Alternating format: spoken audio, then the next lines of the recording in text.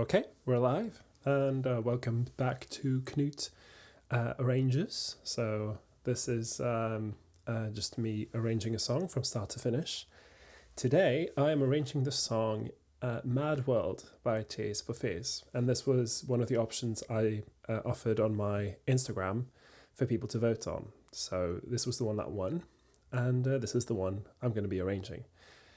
So now, for those of you who are familiar with me and the way I work, once you've chosen a song that is suitable for arranging, the first thing you gotta do is you gotta learn the song. Now, last time, my first stream, I was having some technical issues, but I think I've sorted them out now. So you should be hearing my voice, you should be hearing my keyboard, and when I open up my Sibelius, you should hear that. However, you should not hear it when I play copyrighted music. So if this is wrong and I end up playing copyrighted music so you can hear it, then you gotta give me a little nudge and I'll be sure to check that. So last time it took me 5.5 hours, and I thought it was a good time for me. It's depending on how complex a song is, it can take me more or less time to arrange something, but 5.5 hours is a pretty good time. So I had someone ask me, can you please do more SATB arranging? So soprano, alto, tenor, baritone, bass, sorry. Normally when I do my arranging, I tend to stick to the soprano, alto, baritone setup with piano accompaniment, because that is, I think, a setup that most community choirs will have. They'll have an accompanist, may or may not be piano, they might be using a backing track, but if they're using an accompanist, it's probably going to be on the piano. And also, there tends to be a general problem of getting enough men into choral music, at this time in history. This might change later on, but that seems to be the case now. So if I'm not arranging for a particular group, I tend to do arrangements for soprano, alto, baritone. However, because someone asked me if I could do SATB acappella arranging to demonstrate, that's what I'm going to do today. I mean, that is what I normally arrange for. So it's not too big of a stretch for me to do SATB, of course. So that is the plan. So it's going to be, maybe I'll get up, I should get up something to write on, perhaps, show you what is happening, because I will be doing some notation. Let's see, I'll just write it in my, I've got this sketchbook application, I'll just use that. Where did it go? Here we go. So this is from the previous session. I'll just get rid of this. We don't need that. Yeah, so today we are arranging, so let's see, it's going to be, that is a line. I don't want that. I'm not completely familiar with this particular software. Now what I want is just a pencil, yeah. Mad. It's going to look a bit mad with my writing using the touchpad. Mad World.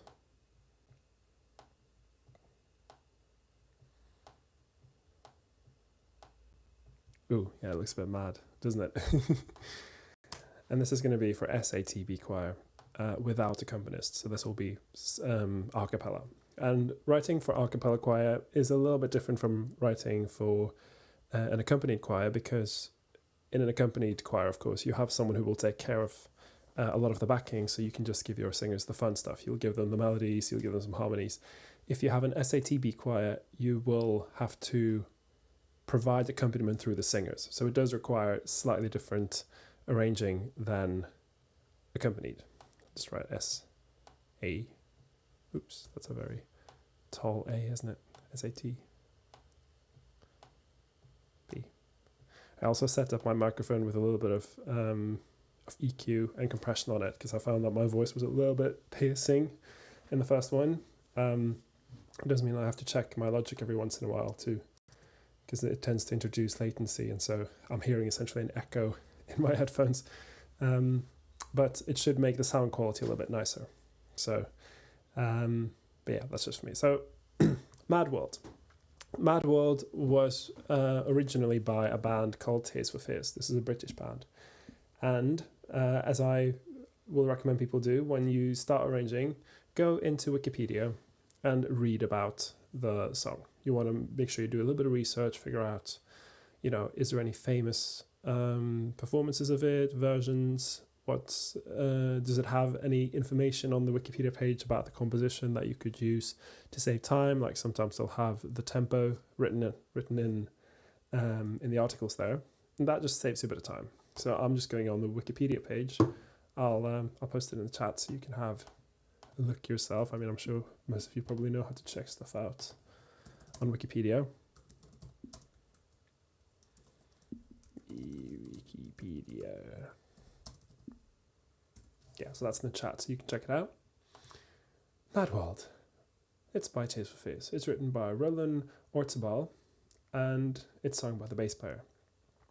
And this song is very famous. I'm already a bit familiar with it, and there's something to keep in mind with a song like Mad World in a minute. I'm not going to go into it just yet. I'm just going to see what information I can get from the page. I mean, I'm not really seeing any information about the time and key signature and stuff like that. So that's, that's all fine.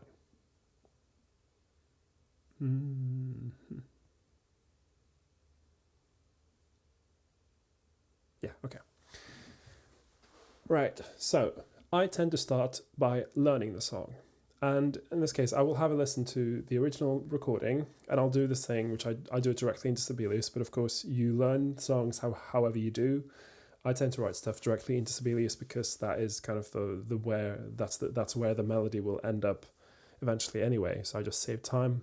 When I started out, I wrote it out on manuscript paper first. I don't do that anymore because it takes longer. So I'm going to transcribe the song directly into Sibelius. I'll do this on my screen here, but of course I'm not going to be playing you the song. But I've set this up so that it should, hopefully it should be muted on your screens so that when I'm doing it, you're not hearing the song. I am going to find a video of the song on YouTube for you to listen to.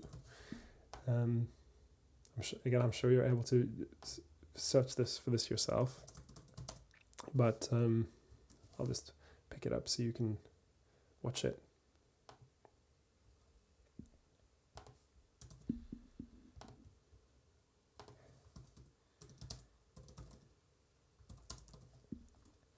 There we go.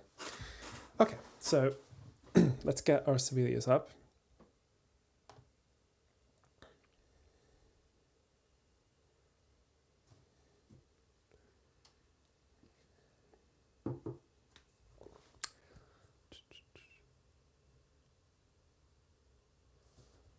Right, new score. Now, you can either, I think in this case, I'll probably start with an SATB score. You can just select this from the quick start menu. You don't have to. You can just create a few staves, just a few treble staves and some bass staves, whatever you want. It doesn't really matter. At the moment, what I'm going to be doing is just write out the melody, anything that I think is important in the song, just write it in, get it all down on paper, and by doing that, I'm then learning the song a bit beyond the superficial learning. So, as I said, I'm already a little bit familiar with the song, but that's, doesn't go much further than just I know that it has a chorus that goes Mad World. So it's good for me then to learn it properly. So SATB choir. Again, for now, I'll be using these just like as placeholders for putting in different lines I hear in the music. So first I encourage people to try and get as much of this stuff out of the way as possible when they, before they, create the score there. Get the time signature, get the tempo. You don't have to worry so much about pickup bars. I suggest you leave those until you're absolutely certain that you want to have a pickup bar. And then key sync. Okay, so the first thing I'm going to do, and again, leave me quickly write in the comments if you can hear the music, because really you shouldn't hear that coming through my speakers. Let's see, so where did I put my, here it is. You can listen along if you want.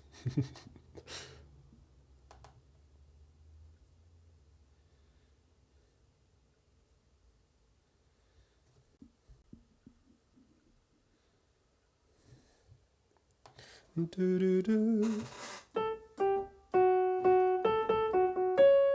so F sharp minor probably.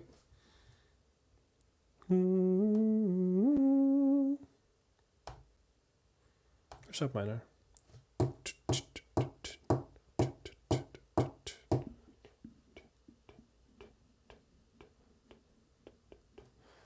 What is that? Like 100.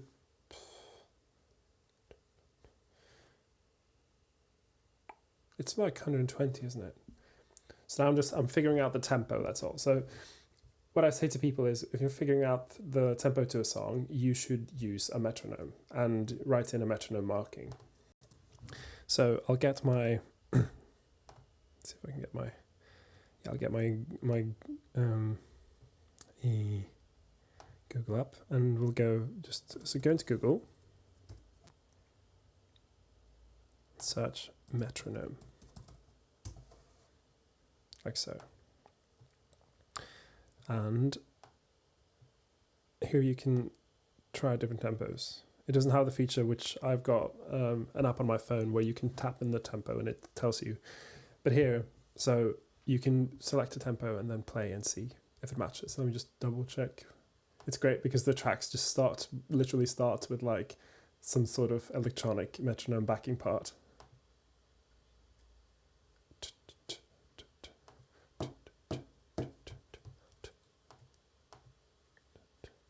Yeah, it's exactly 120. Perfect. It's really fun when you get the exact timing correct. So then we'll call it pop. It's a strange one, this one. F sharp minor. I'll write it mad world. This was written by, and I'll get this down. I think it's quite nice to just get that stuff written in. So it's written by Roland. What's the ball? Who's the only writer? Yeah, the only writer. And then I might write my name as the arranger. There we go. This was released in 1982. And this year is 2020. So that's, I mean, he is still alive. So this music is still under copyright. There we go.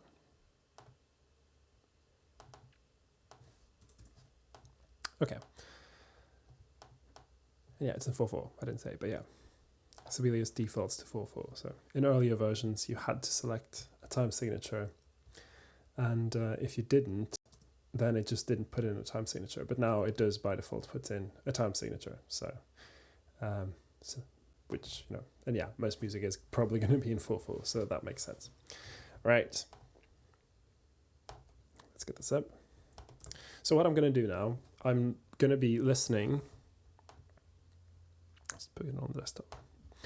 I'm going to be listening to the song and just writing in stuff. It's going to take me a while. If you're not interested in watching me transcribe, this is the time to go and do something else. It will probably take me about an hour. It usually does take me about an hour. Now, as I said, there is something to keep in mind about a song like Mad World, because this song has arguably some cover versions that are more famous than the original. But in a situation like that, I'll look at the original first, get to grips with that, and then I'll look at the covers afterwards and to see how they're different and perhaps why they chose to do it differently, and then take stuff from those covers. So I'll go through the same process and treat kind of any more like famous other versions as a cover and do it, because I normally look at covers after I've done my transcription. Someone did comment that, oh, don't you find that you just end up copying what everyone does if you're listening to covers? And the answer is yes. Well, that's kind of what you do. But also, I'm arranging a song, a well-known song that someone else wrote, and that has certain elements in it that people might be expecting. And also, I mean, I'll make a call on this. If I have this really clear idea while I'm writing out the song and there's something I want to do, then I'll probably end up doing it. But not all the time, but a lot of the time when I'm working, I'm not like super inspired. It's just, I've been asked to arrange this song that I probably don't know that well, and they just need something that kind of is mostly like the original. And so, again, it's just a time saving thing. Of course, you don't have to look at covers, but it helps, give you some ideas if you're struggling for ideas. You might not be. You might have a perfect idea about what you want, in which case, go ahead. It's just a way of preventing the situation where you end up doing a bit of it and then losing, not being inspired, and then thinking, what do I do now? I don't know what comes after here. I don't really know what I should do, which happens a lot. And yeah, it's if you have a clear idea and you're able to map it out and you know that you'll be able to finish it, perfect. If not, then looking at covers might help you avoid that situation. Okay. Anyway, I've just been chatting. So I assume, again, it's going to take me about an hour perhaps getting the transcription down. It's not the most exciting thing to watch. You might find my notation to be interesting. I don't know. But yeah, so if you're in the UK, then I reckon about 3:15 I might have finished my transcription. But it might have gone slower or faster. It's hard to tell. Anyway, I'm just going to get started with that. So first of all, is this showing up? Yeah, so you get that beautiful choral sound from my siblings. Okay.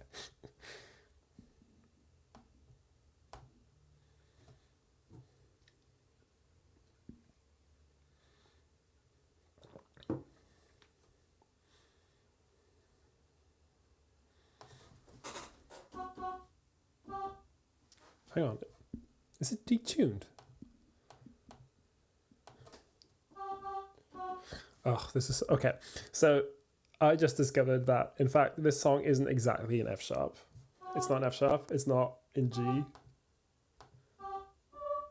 It's between the two.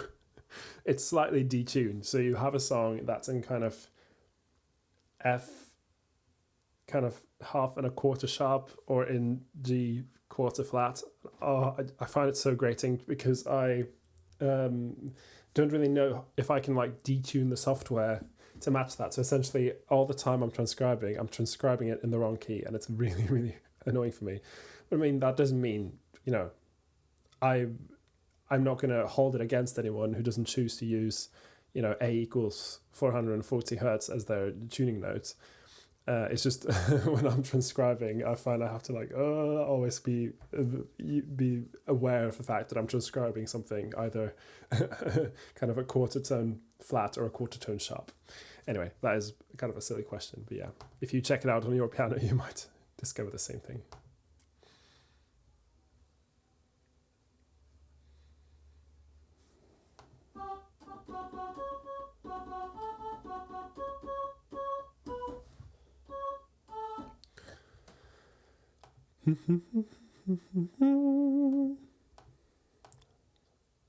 Put it in the tenor staff.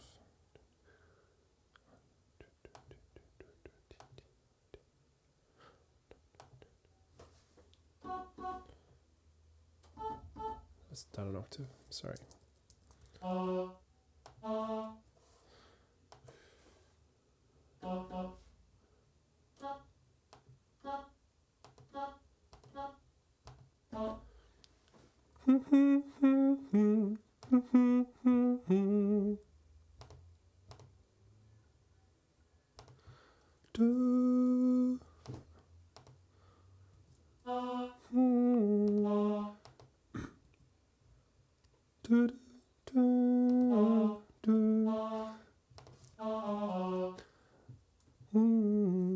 Yeah.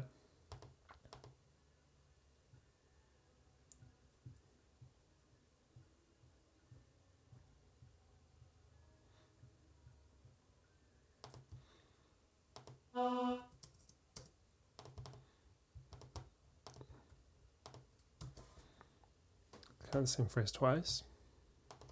Little reversal mark.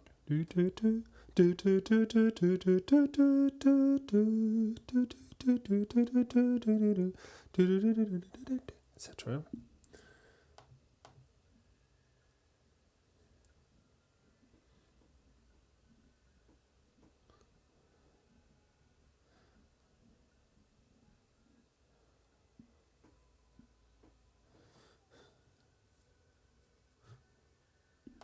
Okay, so it's all, this happens 4 times. So, and yeah, and this is nice because the melody sung the same way every time, so it's not like one of those where they're changing it slightly. There we go, and that's the end of the A section. Now I'll just get down, the bass line probably, that'll tell me a lot about the harmony.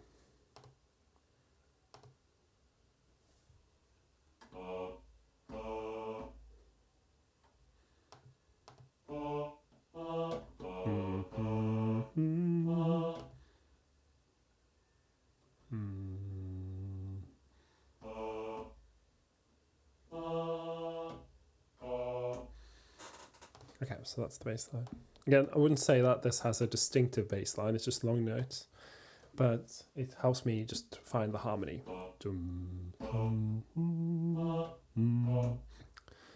Yeah, exactly. So that, in this case, we're looking at, this is probably F sharp minor.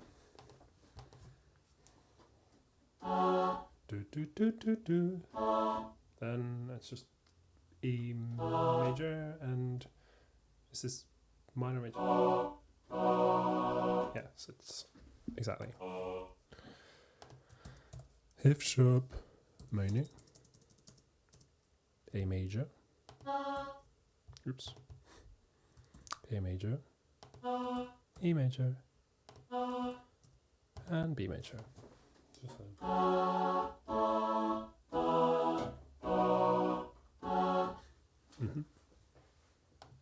That's all fine. I mean, the only thing that's not in key here is on the B, you have D sharp, which isn't in the key here, but that's probably what makes gives the song some of its appeal. Right, where was I? I could also write in some lyrics now. So I will recommend that people just go on, find a lyric site. So Tears for Fears.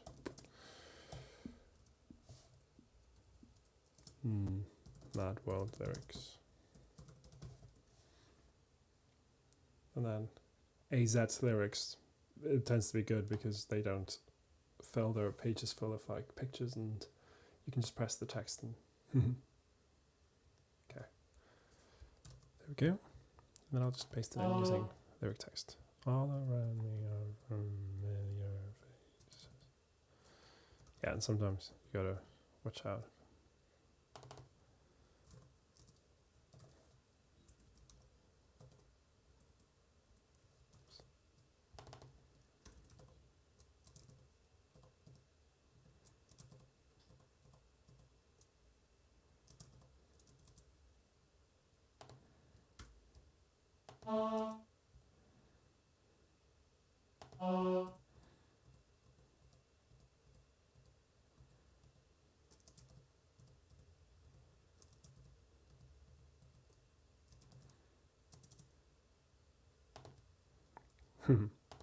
Yeah, I put the slur in the wrong place.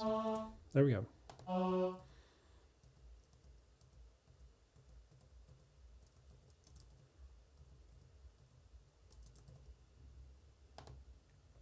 Yeah, this is just me copy pasting the lyrics.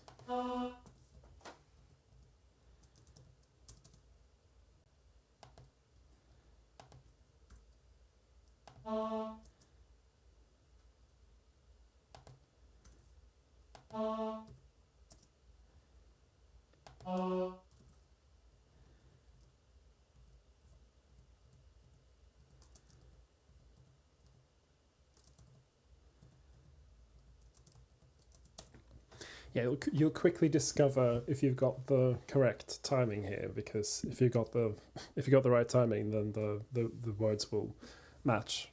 So you can also play it back to yourself and just kind of hum along, and see if it fits with the words. So yeah, it's really practical, living in the time we do with all this technology. Imagine in the past, I'd have to write this all out by hand, and, you know, I'd have to do a lot more prep work, essentially, to be able to do arranging, because I can't just, now I can kind of just do it as I go and write it out. And Michael is suggesting that E flat was a better key for tenor bass. Well, I haven't chosen my key yet. I'm still just transcribing. So we'll see what key I end up with. I leave the key for when I mapped out the song to make sure I've got all the range worked out, and also I've done my dynamics graph so I know where it's going. I'm writing in the chords here. You don't have to do this. I just do it to help myself. I haven't decided that the tenors are going to be singing here. I've just written it in the tenor part. So E flat. Do you mean E flat major? So we're here. E flat would be down there. Okay. Well, I'll just continue transcribing.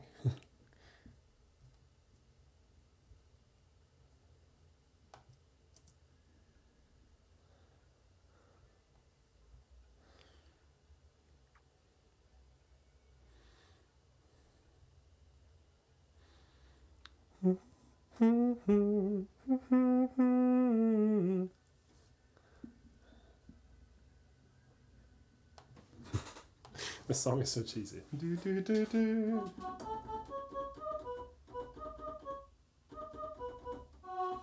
that's the next phrase. Down the octave. One.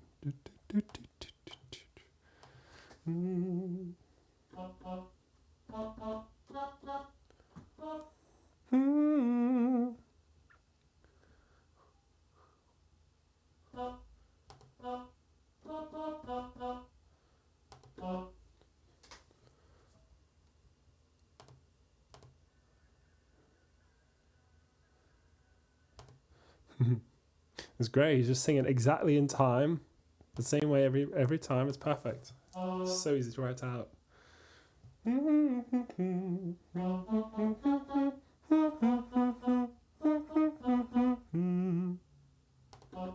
Yeah.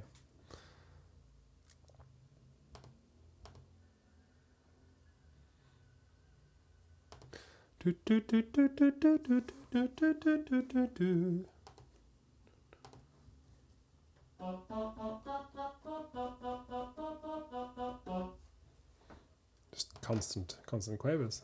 Very easy. Yeah, you're right, Quentin. You know me, I love Dorian. I love stuff that's in a Dorian mode. It's perfect. So for those of you not familiar, if you take any major key and you start on the second step and play up an octave from there. So in the case, if we are in, say, C major, if you're starting on the second step, you end up with a minor key that has a sharpened sixth step. So unlike D minor, this one has a sharpened sixth step.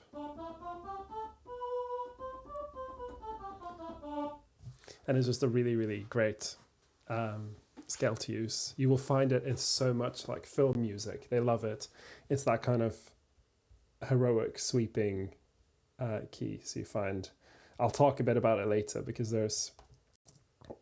because the song uses that scale. It's a kind of a very good occasion to use that. But yeah, I'll talk more about it in a bit. But I just got to get the rest of this transcription done.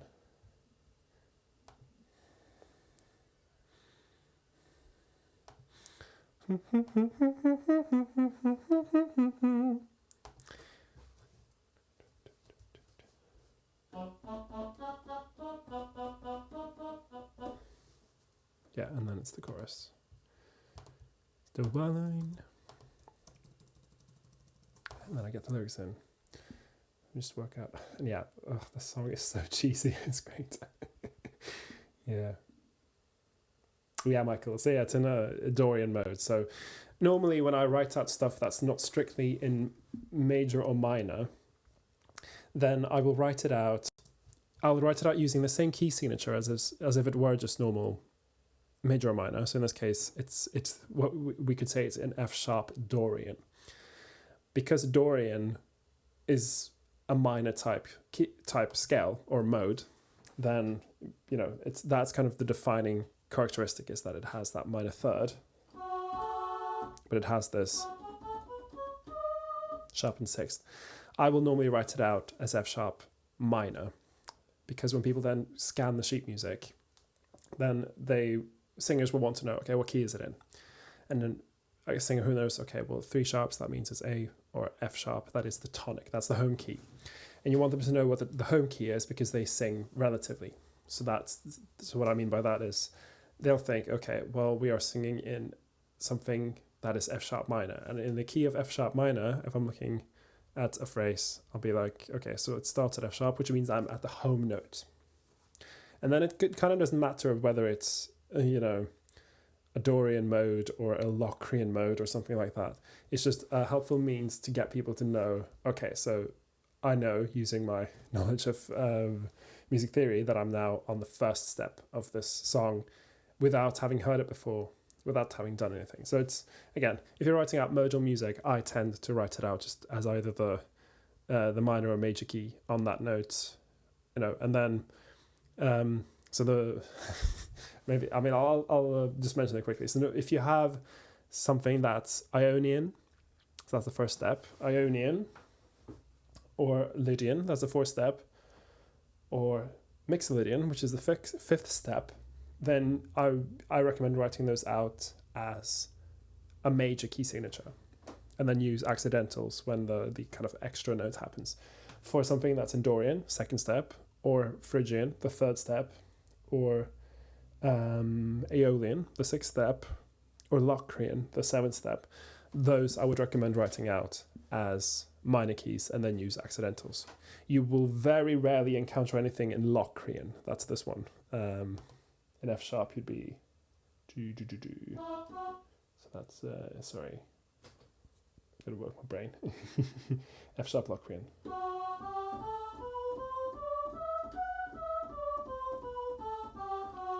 That's a not very commonly used mode, but it's it's an option.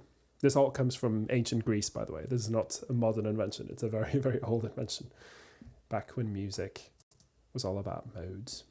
All right, let's get on with my transcription. Not that I love talking about music theory, don't get me wrong. I am a stickler for music theory. But so I was picking out the bass line.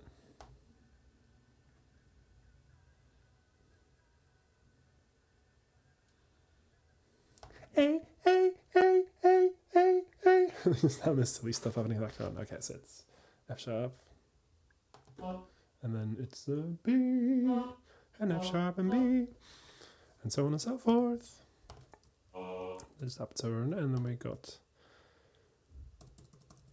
then we have the chorus. So I just go right in the lyrics. Hang on, where are my lyrics? Where are my lyrics at?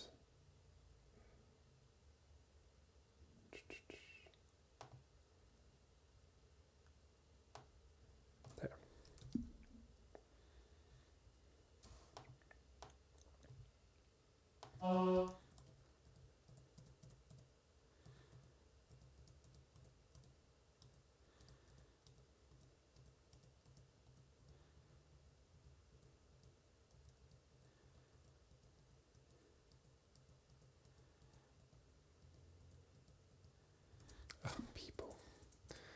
Sibelius does not like the word people. It always tries to invite it to divide it into 3 syllables. People, which I'm not sure if that word was ever pronounced using 3 syllables, but it certainly is not in our days.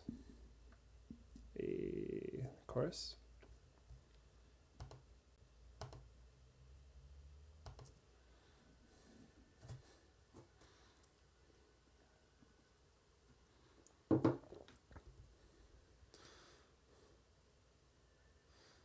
Okay, so now the chorus is quite spacious, and it has this thing happening in the piano, which I'll probably want to get down. It's just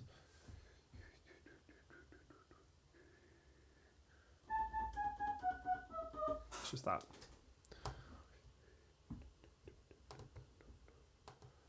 Just write it. I'll write it in the alto range. There. Might not keep that, might change that, but it's something that, you know, sticks out a bit and draws your ear. Okay.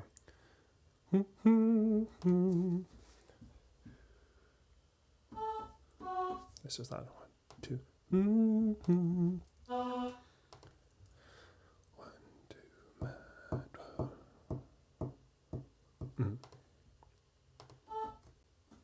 I know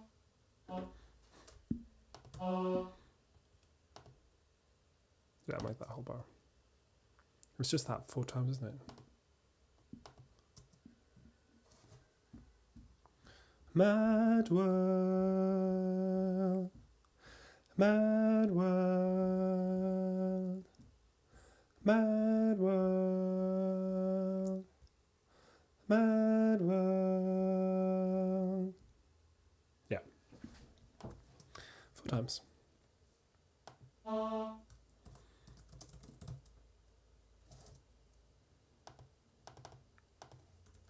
It's poetry, so we'll have big first letter. Boom. That's the chorus. Okay, so let's listen to the bass line. Make sure that we get any relevant information from the bass line.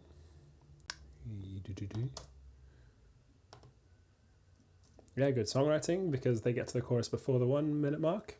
As Quentin will remember that Jez, our composition teacher or songwriting teacher, would tell us that you should get to the chorus within the first minute or people will get bored.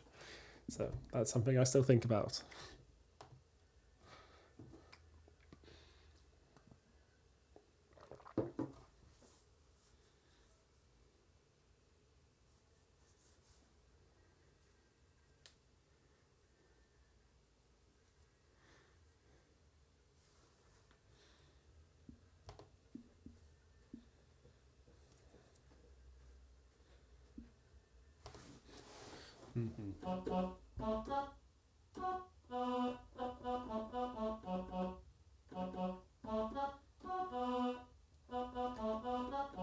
Something like that. That is a candidate for simplification, I think, but I'll write it in as it is. I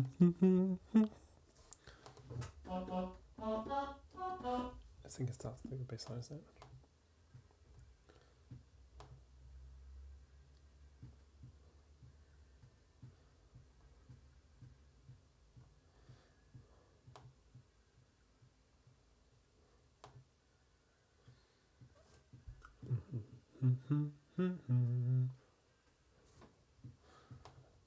Do do do do do do do do do do do do do do do. Yeah.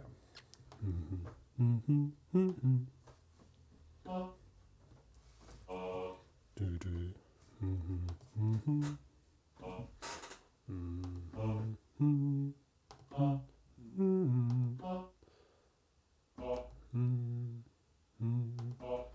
Do do do do. And then it's just that happening a few times. That is not an extremely singable phrase, and it's also a bit low. It's weird because I will generally keep my basses above the G here, but I have recently, for some reason, I've listened to a few recordings where you have these incredible basses that sing down to like a bottom B flat, and it's a key that's it's a note that's completely unreachable for me and for most people. And yet, just recently, I've just had loads of recordings crop up of people singing.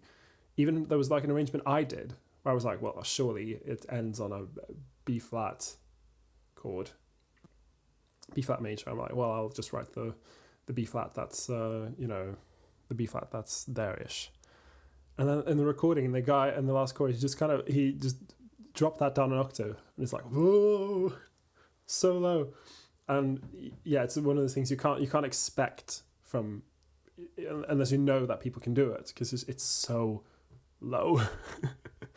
Yeah, but normally I'd keep it above, like the F sharp is kind of stretching it, even though it comes up as normal coloured in Sibelius, it is a bit low for most baritone singers.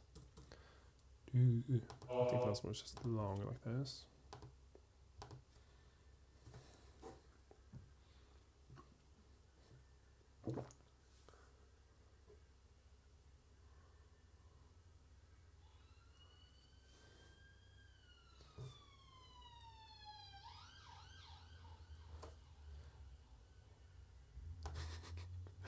So if you listen to the recording in the second verse, suddenly you have like these weird synth trumpets. Mini, mini, mini, mini. It's really, really like, I mean, I realize this is like new wave music, so it's supposed to be weird and electronic stuff, but it's just so cheesy. But what's nice is the singer is once again just exactly the same phrase. No difference, just the same, very metronomical. I'm guessing deliberately so, very metronomically singing the song exactly with the same timing. So I'll just copy the phrase, get rid of the lyrics.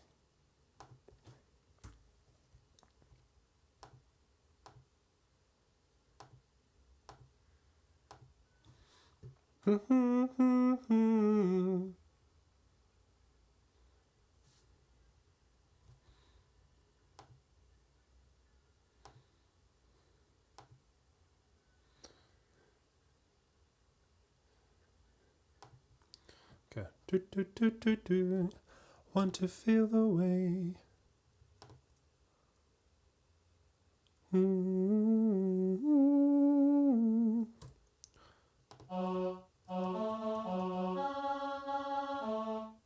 Yeah, listen to this. So the key he's singing.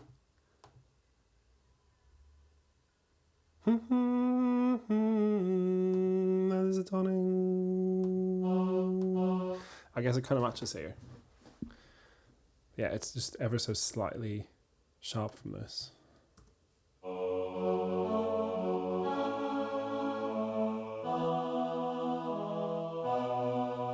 Mini, mini, mini, mini. Okay, let's get just the rest of this down. I think the bass is the same as before.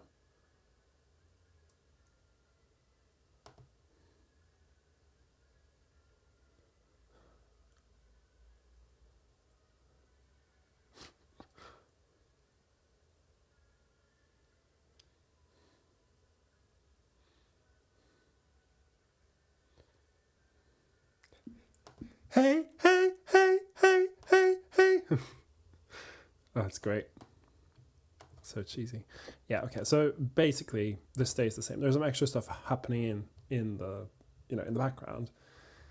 I'll probably just write it in, but yeah, let's just get this down.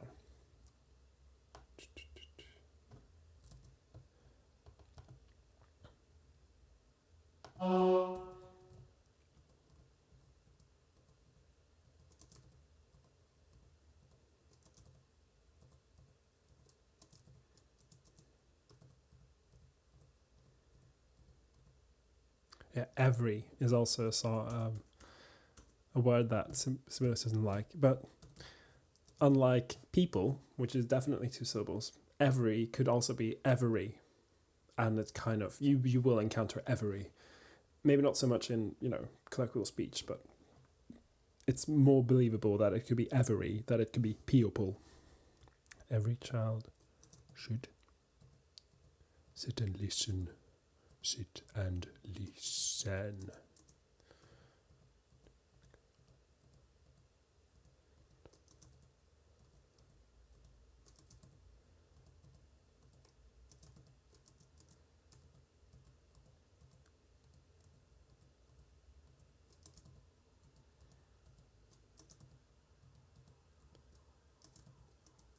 Boom. Yep. Ambulance. I do live next to a busy road, so you'll notice that I have my window shut and I'm using artificial light. It is really warm today. Outside, that is. It's getting to be summer in London, actually, and makes it really hard. We're supposed to be doing social distancing, and there was no social distancing happening in the weekend when the sun came out. So like the parks were full. So that is not behavior that I condone during the pandemic. But it's I think people would have found it easier to socially distance if it happened in the midst of winter. Alas, pandemics don't care about the weather. Okay, look right through me. Where's my and I think the pre-chorus is pretty much the same as before.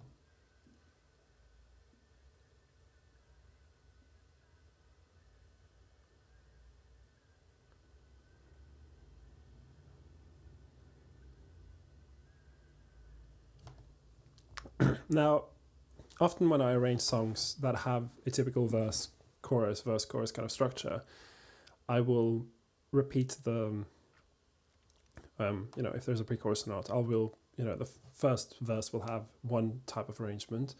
The chorus, usually in choral style harmony, because it's supposed to be louder and everyone gets to sing in it. And then the second verse will be differently arranged from the first, but then the chorus I'll probably just repeat. And I'll treat the pre-chorus as the same. But I don't know, I think a song like Mad World, which is so big, and because it has that nice Dorian feature with the sharpened sixth, let's see. I have some ideas about using drone tones. And if you don't so a drone tone is just a tone that stays the same across several chords. And it's something that's really nice to put in either the highest or the lowest part. But for now, it sounds like it's exactly the same, so I'll just copy it just for the melody, because the singer is, again, singing it exactly the same way. Very metronomically. I think deliberately so. Let's see.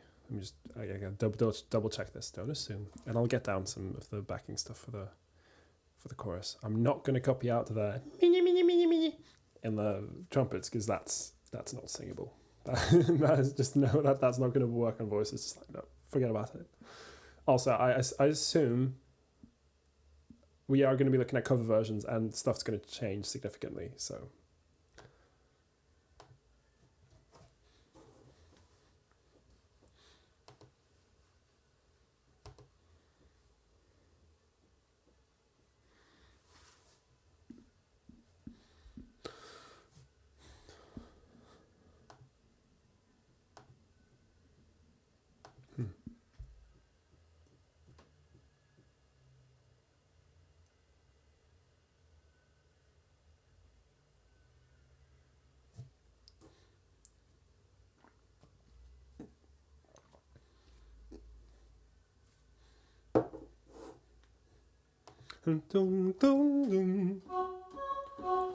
Yeah, that's kind of nice.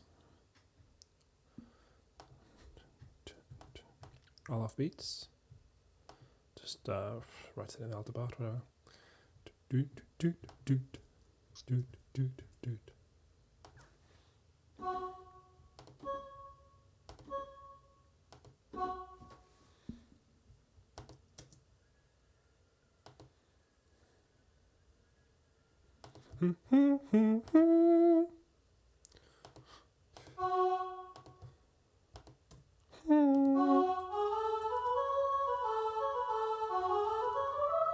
Yeah, this is definitely out of alter H. I'll just stick it in the sopranos. It doesn't matter. Like I haven't chosen the key yet, so stuff's likely to change. Also, this would, if I were to do this exactly, then this would be a doubling of the third, which I don't encourage unless you're splitting loads. Which, I mean, I haven't decided. I assume, just because practically speaking, unless you've got the same makeup of singers every time, and it's going to be like, sometimes there'll be 4 singers, sometimes there'll be 20 singers, I kind of try to split the parts as little as possible. I mean, that doesn't have to be the case if you know that you will have 8 singers every time. Then, of course, write in 8 parts. I find that the fewer parts I write in, the easier it gets for the singers to just know that they're singing the correct thing. If you have lower ability singers, they might find it nice to not have to worry about splits, because they'll be like, okay, well, these people next to me are going to be singing the same thing as me the whole time. So if I'm singing the same as them, then I'm singing the correct thing. I haven't decided. I might choose to split some parts.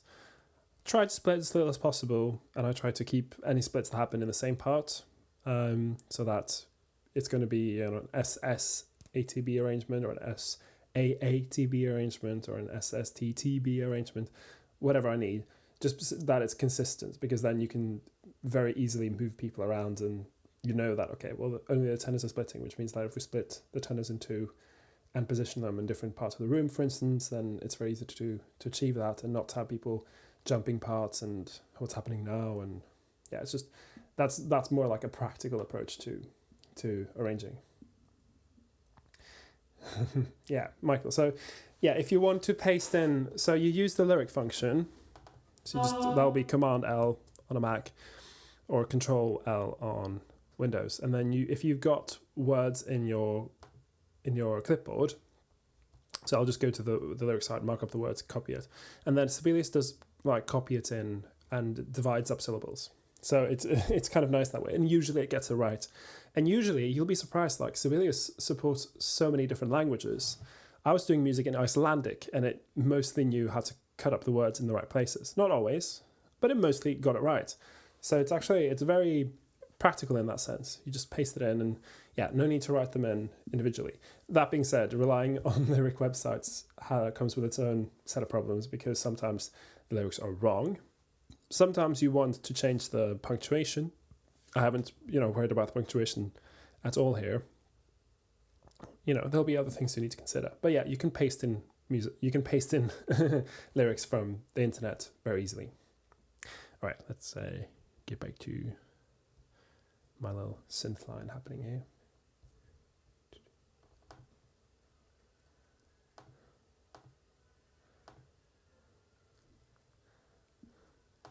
Yeah, so it's just arpeggios.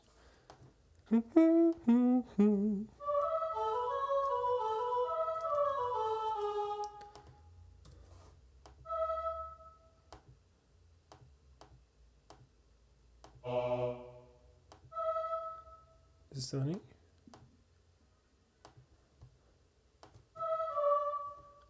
No, it's D sharp.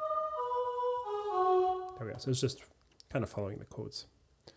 Is that twice then?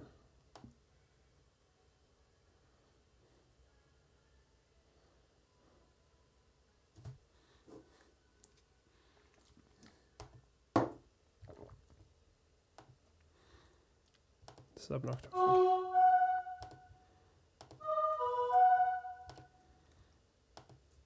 Yeah, I'm just writing this in so I have a record. I don't necessarily want to use this in my arrangement, but it's good just to have it so I can remember it.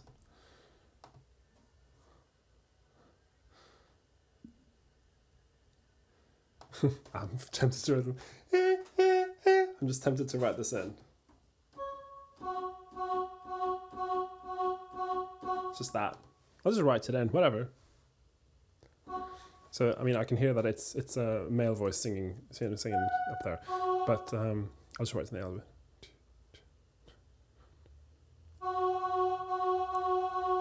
That's an example of a drone note. It stays the same the whole time. So it'll be something like, hey, hey, hey.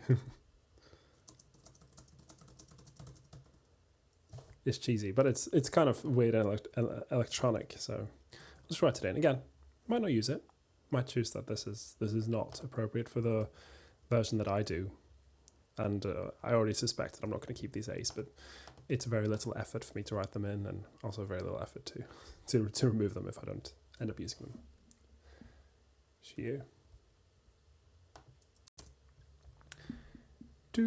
Okay, so let's continue with the transcription.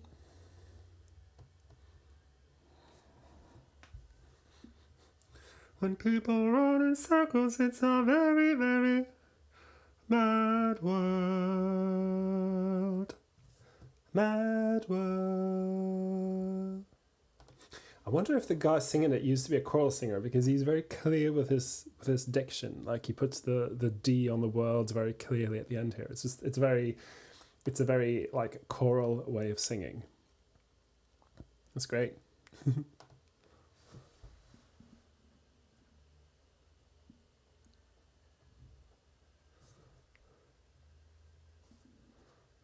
Guess this is about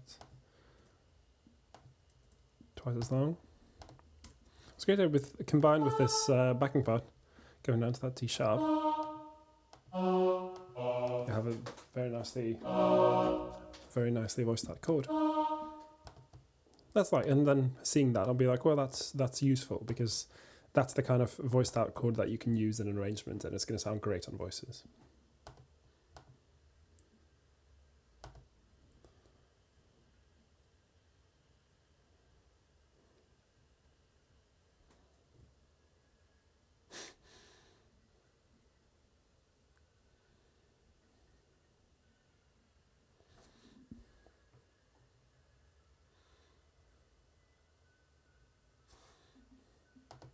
Okay, so after the second chorus, there's an instrumental break. Because of my experience arranging songs for a cappella groups, I know already that this is going to be cut. There's no point in me writing it out because I know I'm going to cut it. I'm not going to use the instrumental break in my song.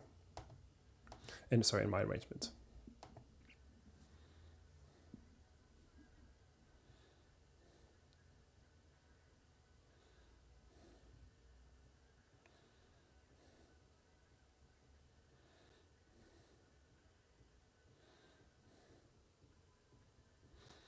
Okay, so what then happens after the instrumental break is he goes back to the pre-chorus and then the chorus again. And yeah, it's more or less the same as before. There's like maybe a few extra things happening in the background, but I'll just write this in like so. I'll assume that I'm not doing anything here.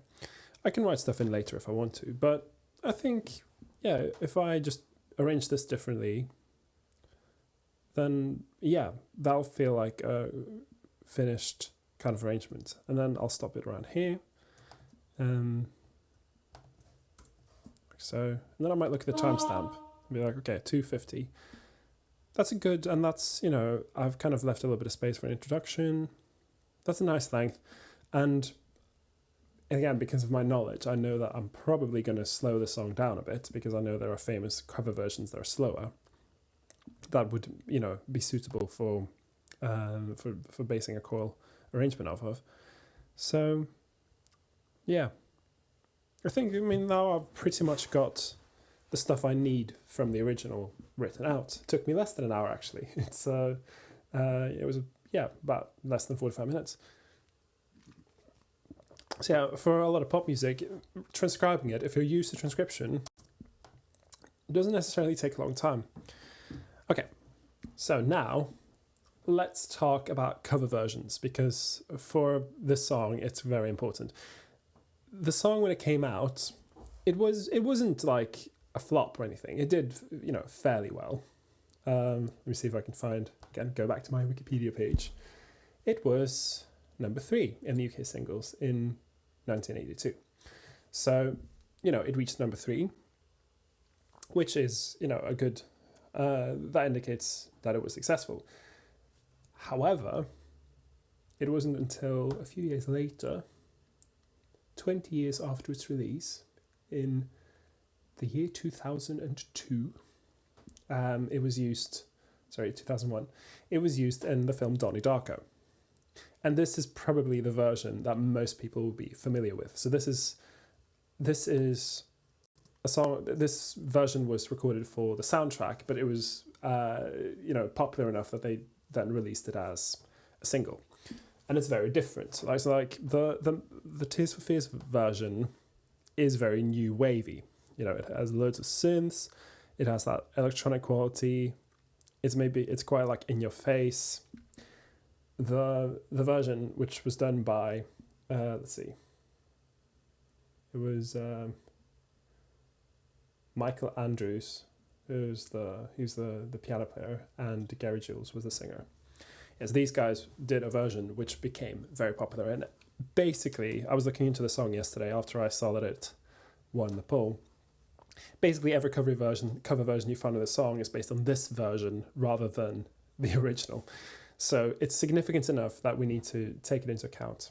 And I want to, because it's a good version. So I'm going to go now. I'm going to listen to the other version, Gary Jules singing, and I'll make some amendments to my score and pick out stuff that I want. So I'll find, don't need that actually. I'll just find a version on YouTube for you to compare with, and then you can make up your own mind about what's important.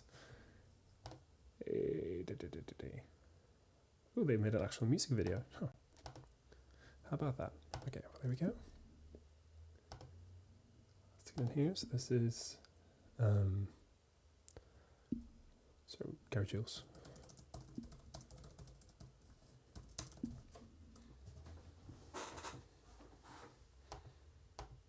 Oops. Yeah, I'm not going to play you this version through YouTube. I'm going to be listening on Spotify, so that it doesn't play on the stream.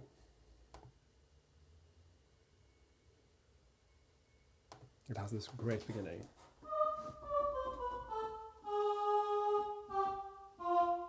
So they moved it now. Now it's an F minor. So it's, you know, it's just a semitone down.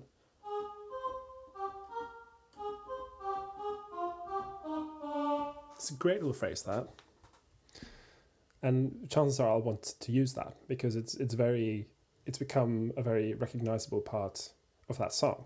Again, it's this whole careless whisper situation again, where there's a very famous piano line that has become an intrinsic part of the song, that you can't really do a cover of Mad World and not do that piano line. And it's really quite like nice. You know, why wouldn't you want to have it?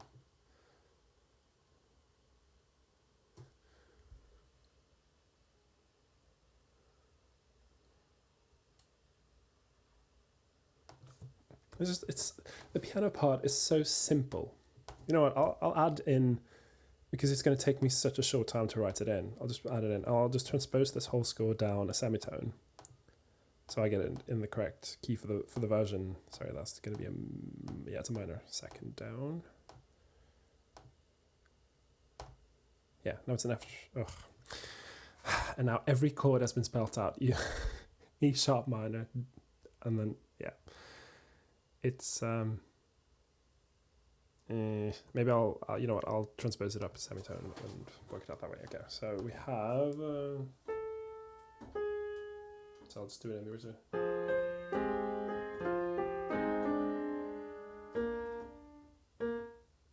So where exactly is he playing this in key?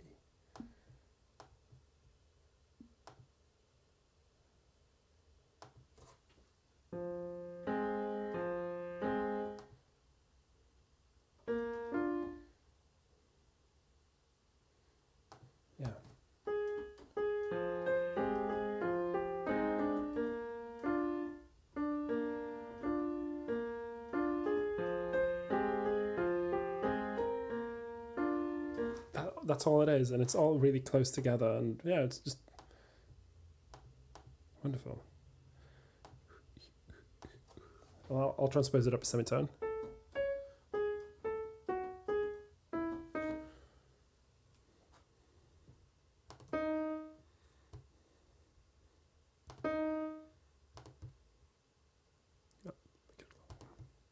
Again, this is going to be for acapella choir, so this piano part will disappear, but it's just a nice, you know, it's just a way for me to notate it out. It's quite high up, isn't it?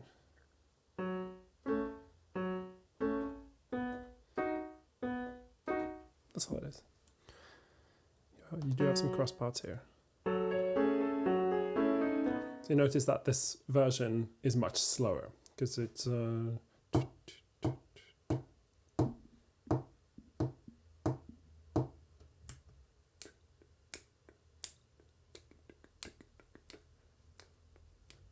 get this tempo down. Yeah, because I do think the slower tempo, especially for a choir, and because I've already kind of realized that this this fast in-your-face version of Tears for Fears will probably not translate well onto voices, but a slower ballad version will definitely translate well onto voices. And it's the kind of song, because it has a very sparse chorus, it's the kind of song that would work well with some crunchy chords in the chorus, and you would get the full effect of those if you just slow it down so that you can, any dissonant features of the harmony you choose will then, you know, be brought to the forefront. So I'm gonna find the tempo of this cover version because it's, as I said, it's significant.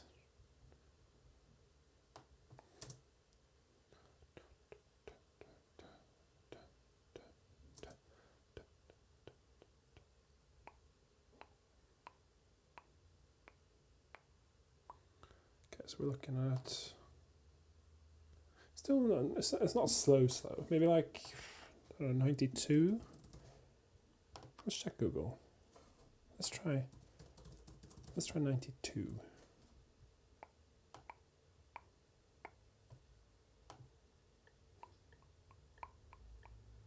Maybe a little bit, 88.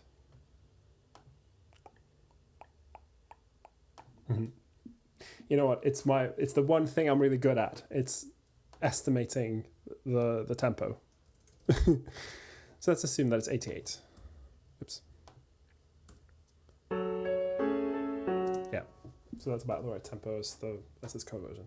So now I'm just going to listen to this. Sorry, I didn't write out the whole line. And then it's got this nice anticipated.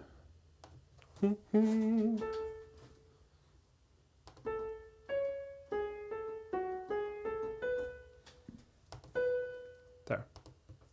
So nice, so simple. It's great.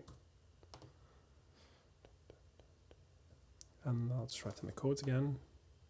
Just as a note for myself. F sharp, minor, B major. And this is so typically when you listen to music and it's indicating that it's in a Dorian kind of mode, this is the kind of chord progression you get. And you'll, yeah, again, very popular in film music.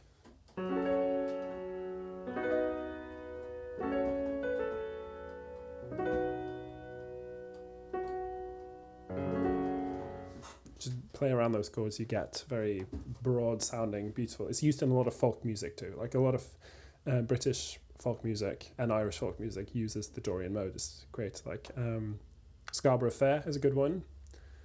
You know, it's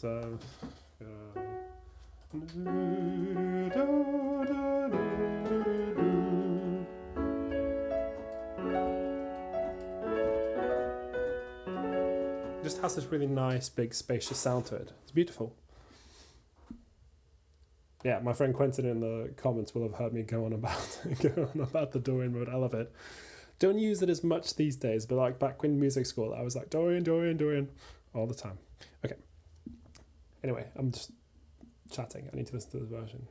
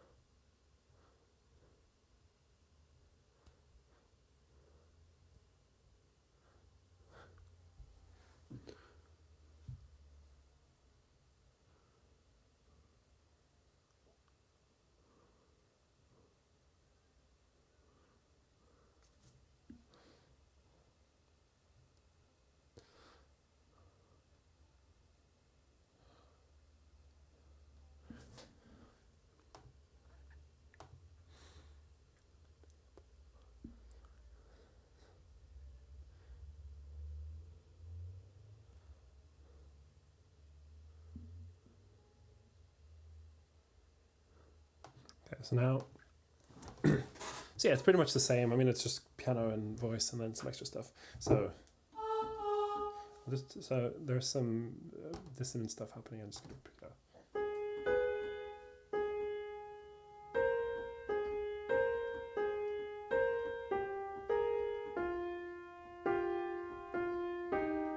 So it's something like that. We're not quite.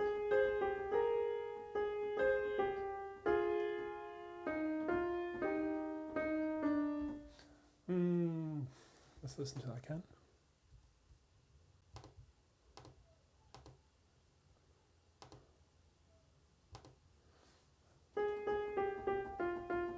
I see. Okay, so they've combined this line from the original with their own line. Okay, so if I just write out the line from the beginning and then just leave this here, then I will achieve the same effect essentially. Let's get this copied over. It's just for me, again, just mapping stuff out. None of this is set in stone. It could change significantly.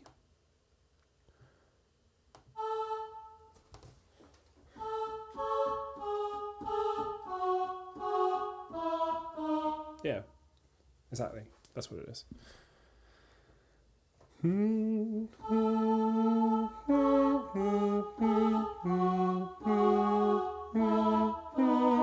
mean, that works quite nicely they do kind of coincide here, but I could easily write this out in 2 parts and have some sort of bass line and just have a part singing this, and that will be 4 parts and it will cover all the notes in the harmony.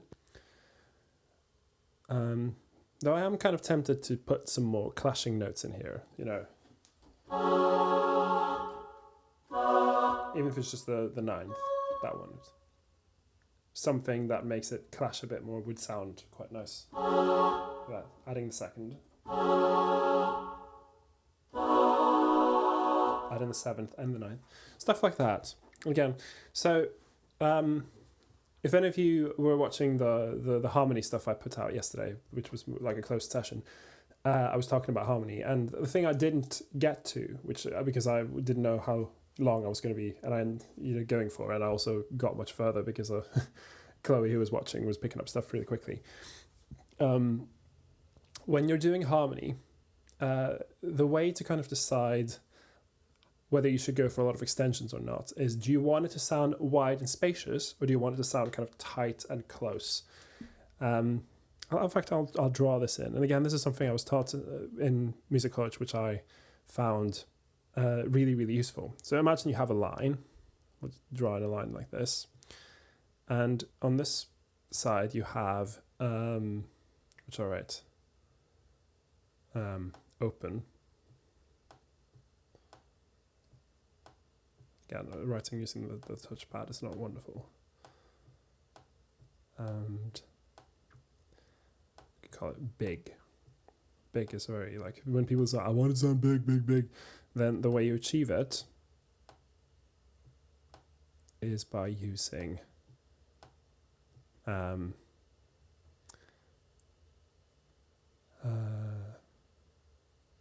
fewer notes in your harmonies. So you can say in this end you will have extensions. Again, I apologize for the speed.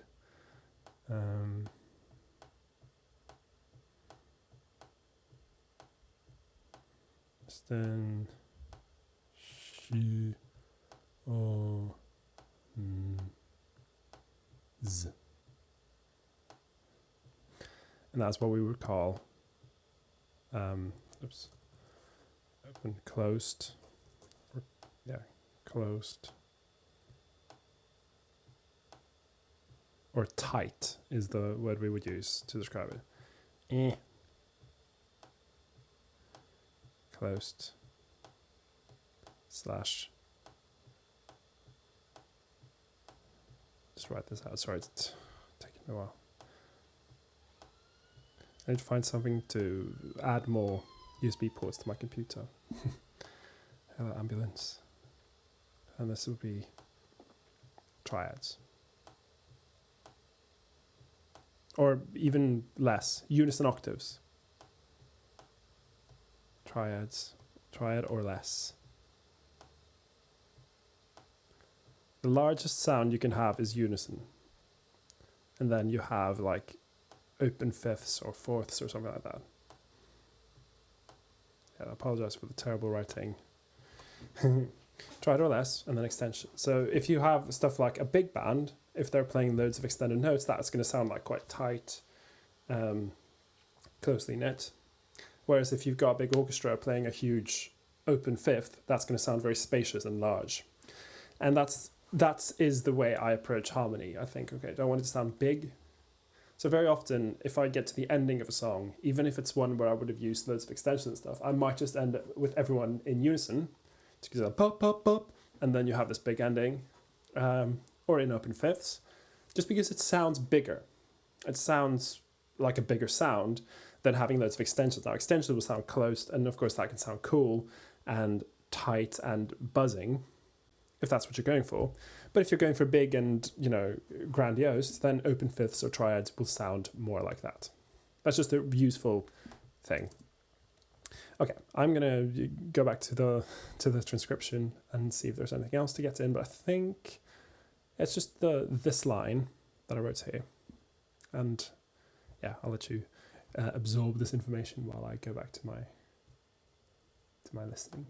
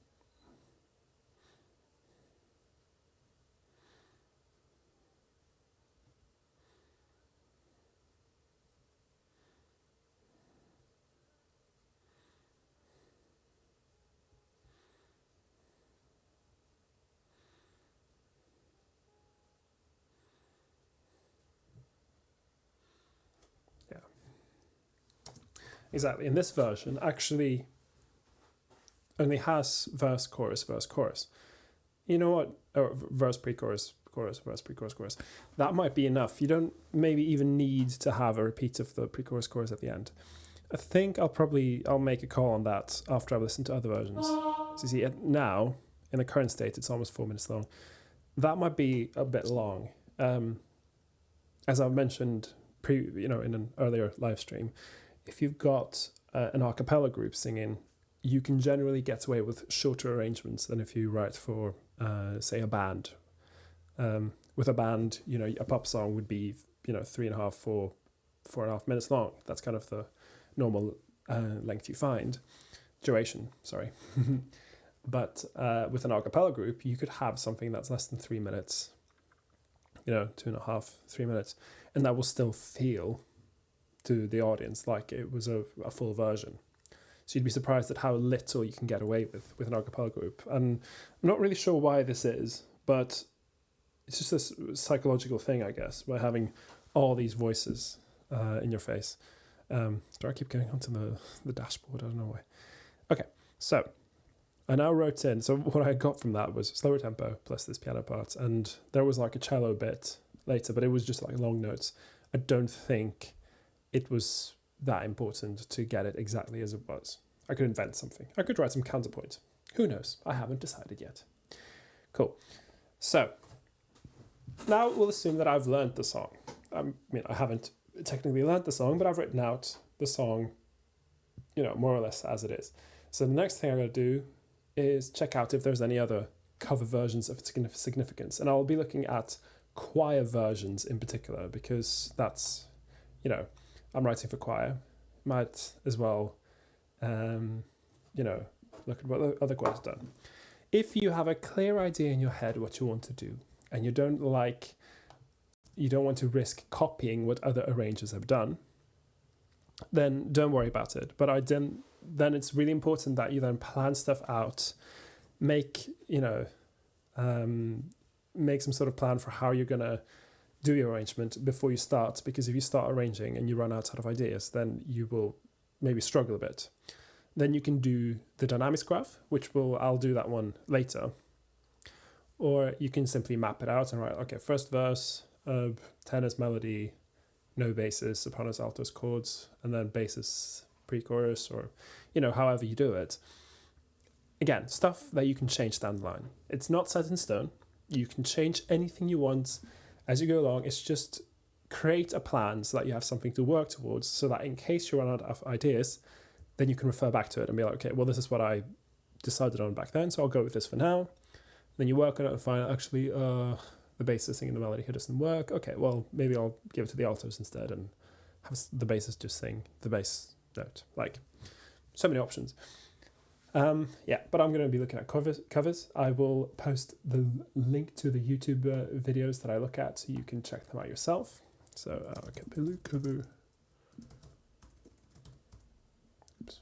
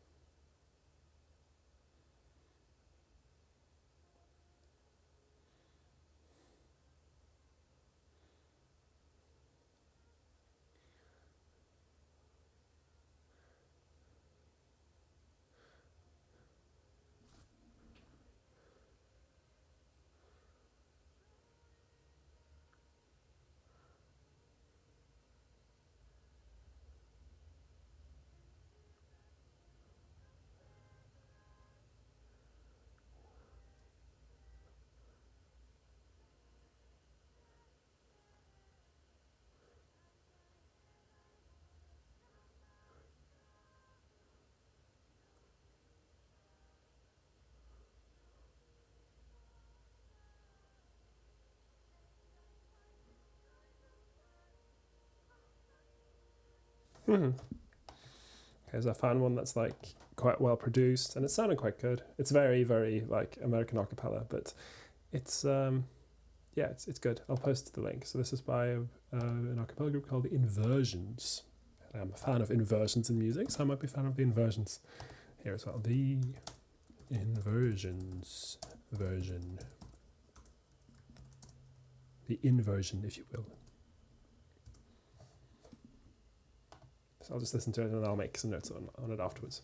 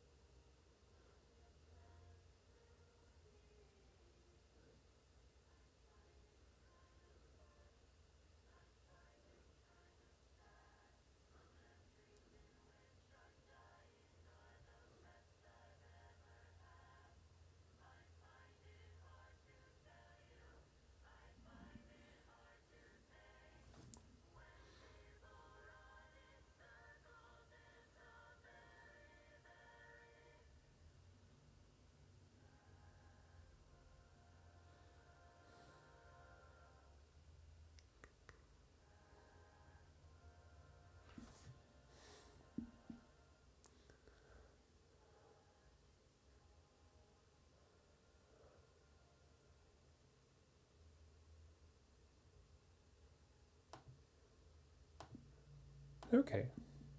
Yeah, I mean, it's nice.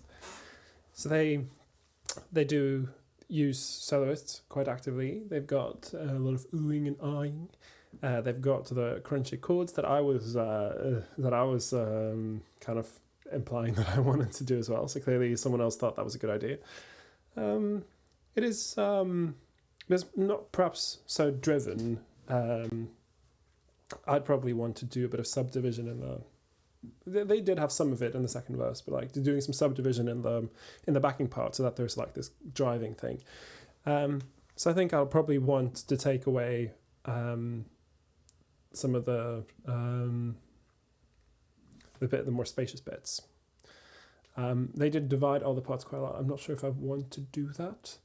I think I'll probably want to use this phrase a little bit more actively. I think they only used it a bit in the beginning. It's a kind of phrase that you could use a lot for backing. So I think I'll probably use it more. I know that I'll probably want to use both a soprano drone and a bass drone at some point. So like a high soprano note that carries across with chords underneath, and then a low bass note that then you have a bunch of chords happening over. So what would be a natural? Yeah, so find the pre-chorus is the bit where I find it kind of funny, kind of sad. Bit where you could like almost tease people like, oh, I'm going towards the chorus. No tomorrow, and I find it kind of funny. So you just go very quiet. That is, so I don't know if they did exactly that, but yeah, see, already now, maybe I took some of those ideas from that version, but I might not have. That could be stuff that just triggered other thoughts in my head. I'm not sure if I want to use the soloist. For these arrangements I tend to favour optional solos because I'm not writing. I mean, Knut's community choir is not a real choir at the moment, and so I don't have a particular person in mind for a solo. If you're doing solos, then, even if it's not going to be that person, try to have someone in mind, because you want to make sure that if all else fails, there will be someone that can do that solo. And then if you don't know, optional solo is fine. Find that, actually, none of these None of these tenors can do the solo justice. Okay, well, we'll all do it together, and the ensemble sound will compensate for that, so it'll be fine. Like, what's nice about choral music is that the whole is greater than the sum of the parts. So you have a bunch of kind of average-ish singers singing together. They can sound fantastic as a group. So it's really fascinating. And it's the same with other, unfretted instruments like strings, and basically any instrument you have playing in an ensemble. When they play together, as they strengthen each other's overtones, it just ends up sounding great. But yeah, check out the inversions version, the inversion, and I will look at another one. Yeah, I can tell, like, there's so many versions of this. So many people like to do the song in the acapella sphere. So let's try this other one.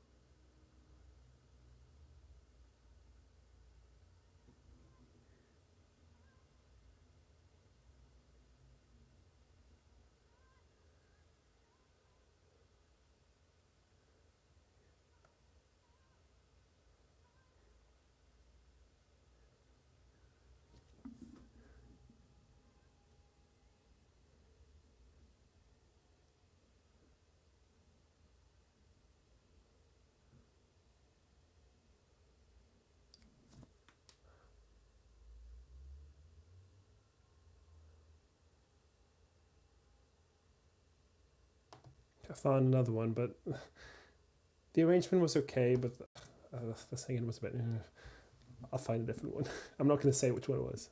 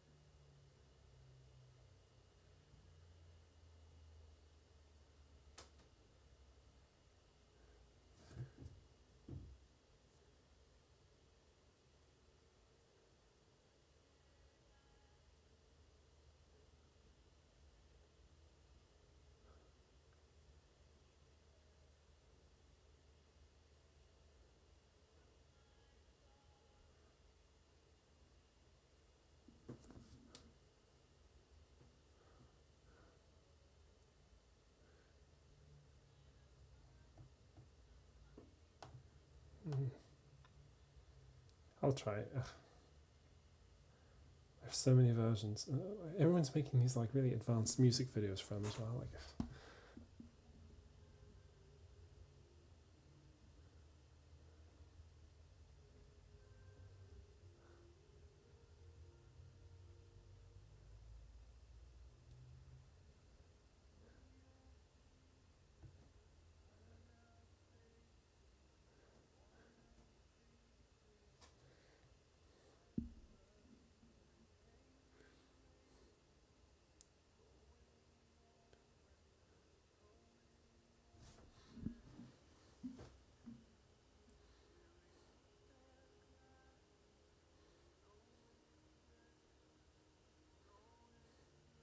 Okay, so this one's a little bit more interesting. Let's get this one.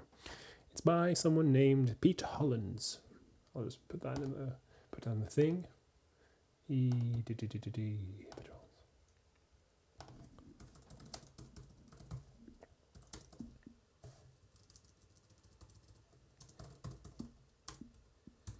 Yeah, this one's a bit more interesting.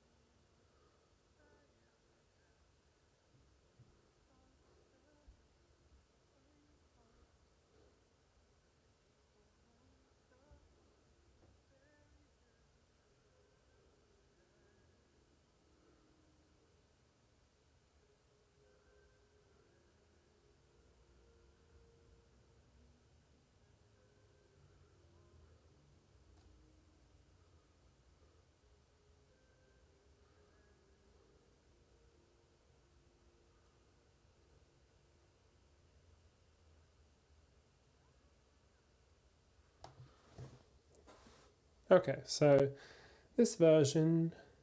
Okay. Yeah, I didn't know. I'm not familiar with his work. Yeah, so this version was fairly. I mean, it was simple in the sense that it was mostly a lot of like really thick chords, so chords with a lot of extensions and stuff, and him kind of singing the melody on his own with his own backing parts, obviously.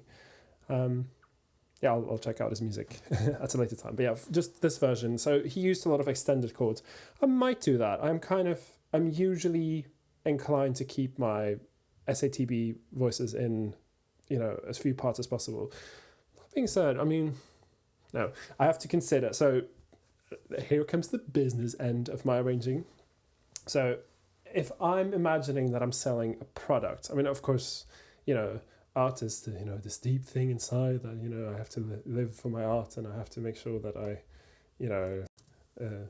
that it's, that I do my art with integrity because I love it and stuff. But I am also aware that this arrangement I'm going to be publishing, it's not been commissioned. It's just a product I'm putting out. And I want to make sure it's accessible to most choirs that will want to do it. Now I'm doing it as SATB, which already means that my business brain will tell me, okay, so that means that a lot of choirs that don't have strong tenor sections aren't going to be necessarily looking for this arrangement. But that's fine. I mean, there's a lot of good SATB choirs that need music. So my business brain tells me that the more I split the music up, the less desirable it'll be for my, clients out there. If I were writing for a specific choir, so this, often I'll be writing for London Contemporary Voices, they will have specific requirements, and they'll tell me stuff like, okay, so this has to be one of those arrangements that can, be done in as few parts as possible. But then you'll have other ones where like, yeah, just go crazy, do what you want. Like for instance, London Contemporary Voices recently put out the arrangement I did of Florence and the Machine, The End of Love, where I had more freedom to split parts and do stuff that I wanted. I'll just stick it on here so you can check it out, because I'm inevitably going to be doing some stuff that's not interesting to watch in a minute. So let's see. I've got it on my channel. Hang on. Where did I put it? Come on. Yeah.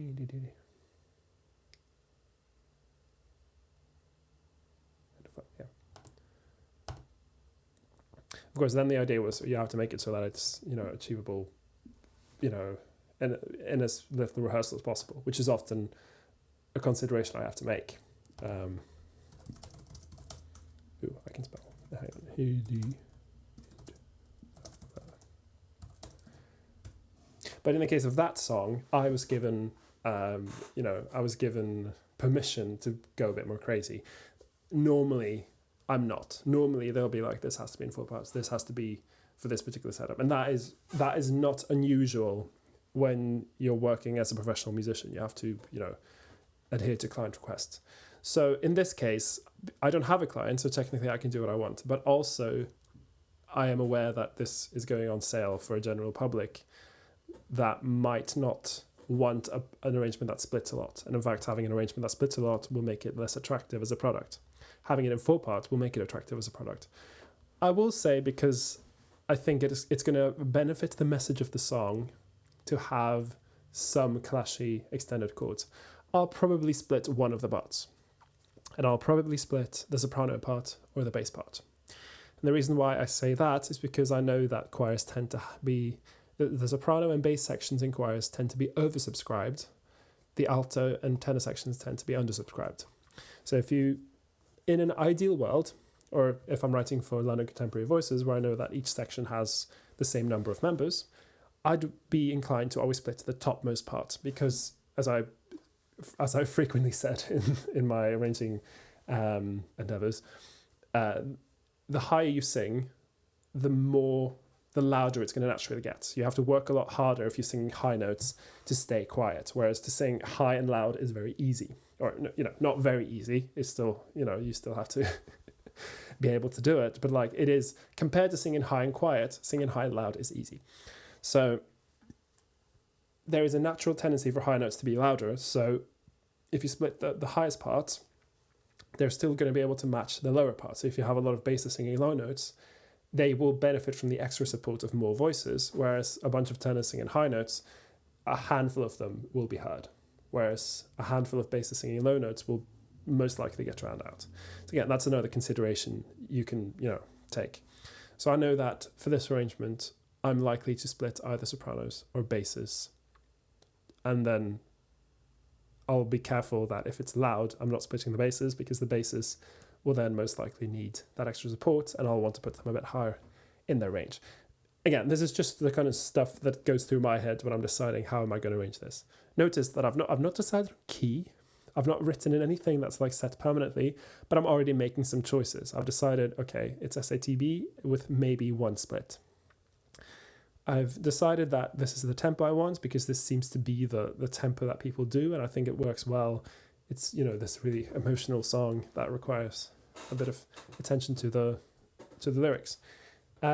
What I've seen from the versions I've looked at, I'll probably stop with the versions, because I looked at a few that I didn't share for various reasons, but essentially I was seeing kind of that starting with fewer singers and then ramping it up is a possibility, and I think that's a good one.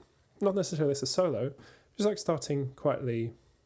Most of them will start with this phrase. I think this phrase is great, so why wouldn't I want to start with it? I'll do that. I probably want to keep... All right, let's do a dynamics graph. Let's have a look at writing in something that I can follow. So now I'll assume that you all have seen this, and I don't need to keep it on the screen any longer, so I'll get rid of it. Boom, it's gone. And I'm not going to be typing so much, I'm just going to be drawing a line. So I'm now making my dynamics graph, and so at the bottom here you have pianissimo, top here you have fortissimo. For those of you not familiar with Italian terminology, that is the quietest bit, the loudest bit. And here you have time. So that's just time. Writing with trackpad. Cool. So I'll want probably, if I assume that my intro and my first verse, so this is V1, I'll assume they'll be fairly quiet. No, maybe pianissimo, maybe, I don't know. I'll keep them fairly quiet. So they'll be down here. Pre-chorus. I think I'll want to build up just a bit and then maybe not too loud for the first pre-chorus.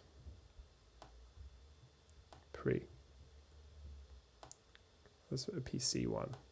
Yeah. Like so. And then for the first chorus, I'll probably want to ramp it up. Maybe not a loud.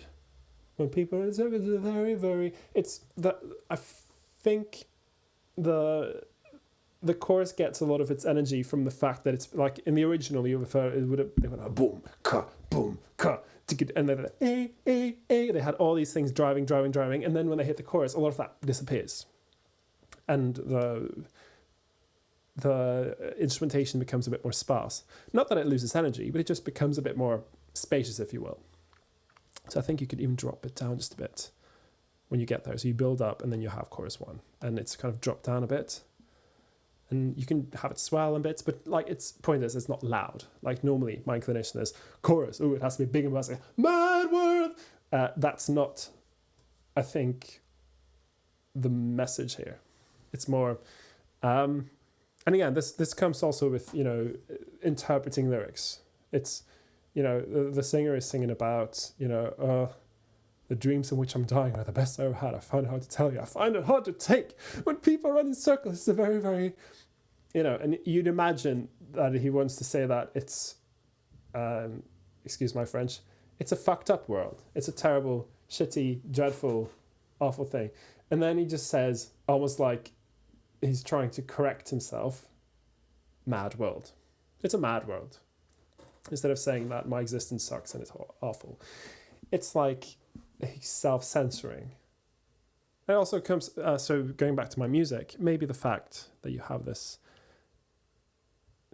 these constant quavers. And then when you get here, even on an offbeat, it's a very, very, and then normally you'd expect them to do, when people run in circles, it's a very, very mad.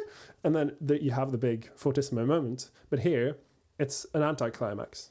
Boom. Nothing, minim rest, mad world, and it's, long, and it's low. It's not high. It's in the lower range. So the anticlimax comes from both the melody and the lyrics. And so that, by then using that in my arrangement, I will then enforce the message of the lyrics. And this is the sort of stuff that's important. So yeah, cool. So we go through that, and it's all, I haven't decided, is it going to get louder? No, I don't know. Maybe it'll stay about here. And then I'll imagine that I'll probably want to ramp it up a bit for verse 2. Because now we'll want to give some motion to it. Maybe. And now I'll imagine pre-chorus 2. And again, for some, I want to build, maybe go louder, and then boom, drop it down like this. And then maybe now I blow the load. Now I allow myself to make it more, to make it louder, to make it more driving. So I'll have this and then boom. And then, because a lot of these versions I found were only verse, pre-chorus, chorus, verse, pre-chorus, chorus, I'll then drop it out and it'll fade out somehow. So that, that gives me a rough, badly drawn shape where it does have some dips and builds. It gives me something to work towards. And again, this is in case I run out of ideas and I find that actually this isn't working, or this is, this, I thought this was going to be better in my head before I wrote it out. And notice at this point, I've already mapped out all of the arrangement. I've not written a single definite note yet. I've just been learning the song. So if you're arranging by ear, you you will still have stayed on the same path pretty much. You might not have transcribed, but you might have like recorded yourself. You'll have sung in some stuff into software. You could use, Logic, Audacity, Cubase, whatever you have. Sung in some parts, puts it in the same key, all in the same key, and worked it out and thought, okay, does this work here? Maybe I can move this around. Up until now, the processes would have been very similar. But it's about to diverge because now I'm going to be going into my notation to do my parts. And not that I, necessarily do it any differently if I were doing it by ear, but this is the way I tend to work. So, right. Now, I say you're going to look at the loudest bit when you're deciding on key. And this is generally going to be... The range of this song isn't massive. It covers about a sixth. So this is between these notes. This is where the melody sits for the whole song. Doesn't go above, doesn't go below. Okay, so that means that it's going to be very flexible when it comes to key. It's not like I'm constrained by the fact that the singer is singing a melody that's an octave and a fifth. I have a lot of options. So then, what I'll be deciding is who sings the melody where. I think...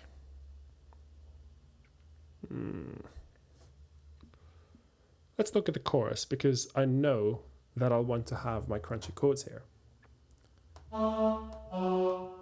So let's think about who's going to be singing the melody.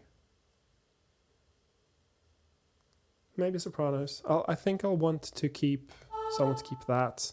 I'll go back to the previous one because I've got this line as well. I want to keep that, but that's not the main character here. The main character is the mad world, but it has to be in a range where they can sing it both loudly and quietly.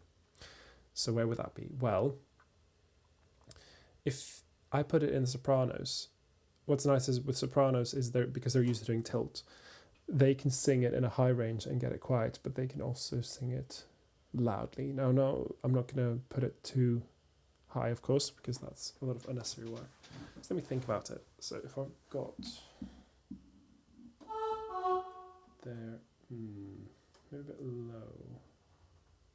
Again, tennis will be...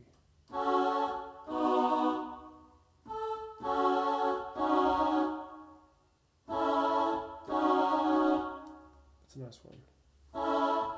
Maybe if I got...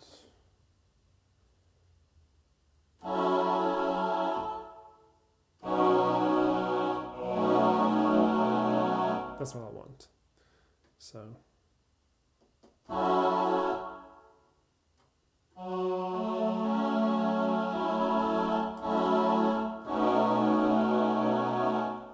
want that. So that is 1, 2, 3, 4, 5 parts. But I'll also want to... Who ends up there? So that could do with as an alto part. It's just about manageable for an alto there. It's kind of nice to have that dissonant quality that the original one has by having these two lines at the same time. Now here, this is kind of okay for... If I imagine that I'm just doing it as an ooh, then that's fine.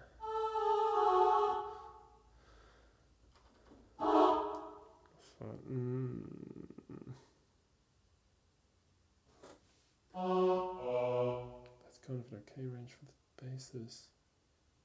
I probably want to stick it up too much there.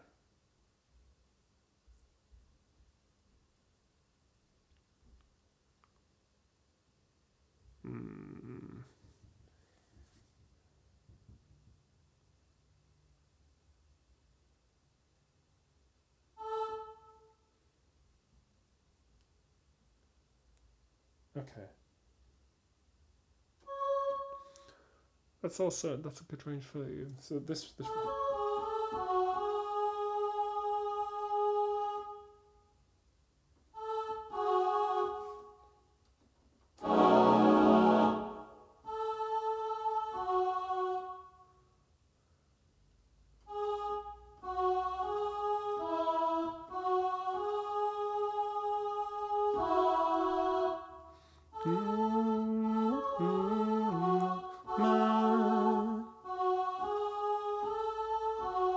So if I imagine that I'm splitting sopranos, I mean that key would kind of work alright, because it ends up in a part of their range where they can still give it some if they need to. And then tenors would be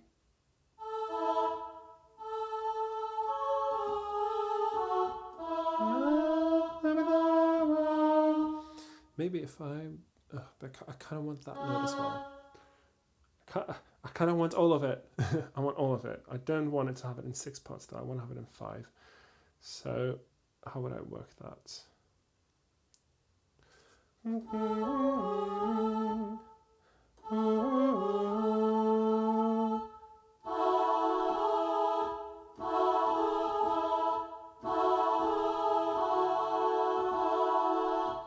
Okay, so I think for now I'll arrange the chorus. So I find arranging the chorus first will help me decide what goes where.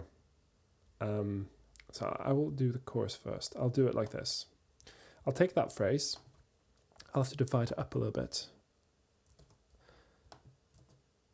But if I stick that in soprano, now I'll assume I'm splitting sopranos, because as I said, it's more likely that a choir will have extra. So then you can go into the instrument panel and add extra stuff, like so. And then that then shows it has this nice little brace here. That shows that they belong together.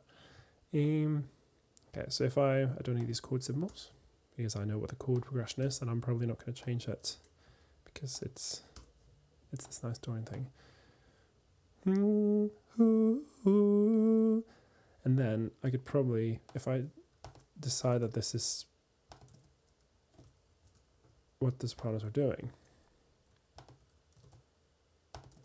like so,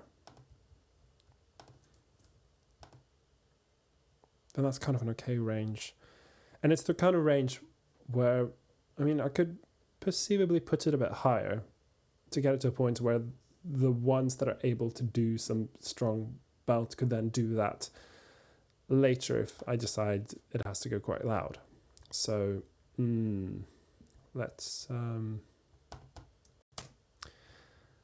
say, so it's not, there's nothing happening.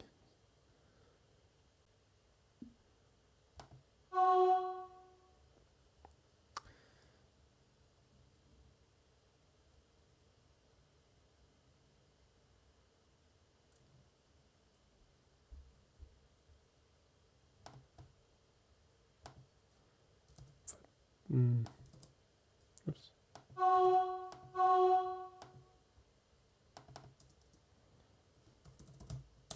Like so. That has something, and then that G sharp.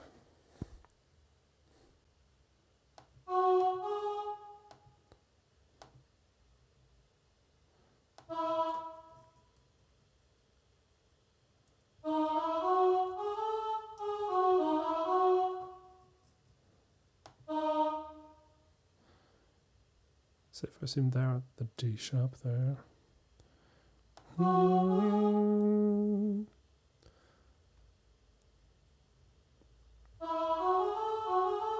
So then we end up with sopranos harmonizing with the other. So soprano 1 is harmonizing with soprano 2. If we just assume this is an oud.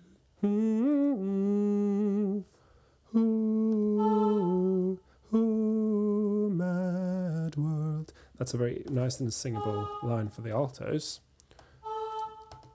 Mad world. Like there. Then I still get that choral effect. And now I'm putting the A up here. So that means I've got these, this, and then I want the tenors on that C sharp, and basses there. Then I could technically stick in an F sharp here to get that, but it's not. That's not as important, because I want to have a bass line that goes just like that. So could I harmonize?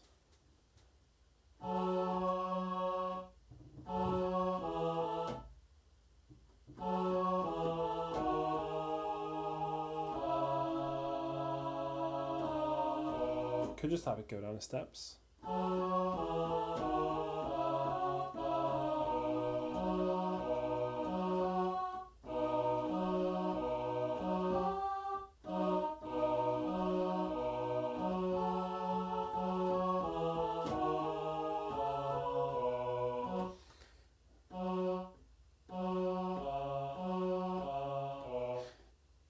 I'm just thinking of ways now to make sure it doesn't kind of get long and dreary, essentially. I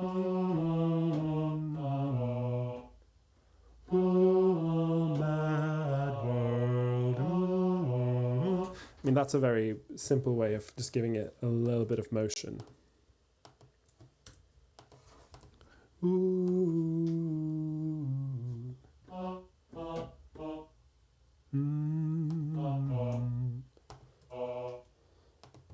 So that'll be ooh, ooh, mad, mad world, like so. Just remove this. I don't need this now. Okay.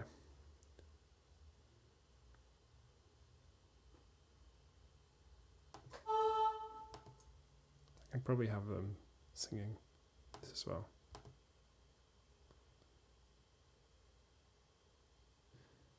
And then tennis would be.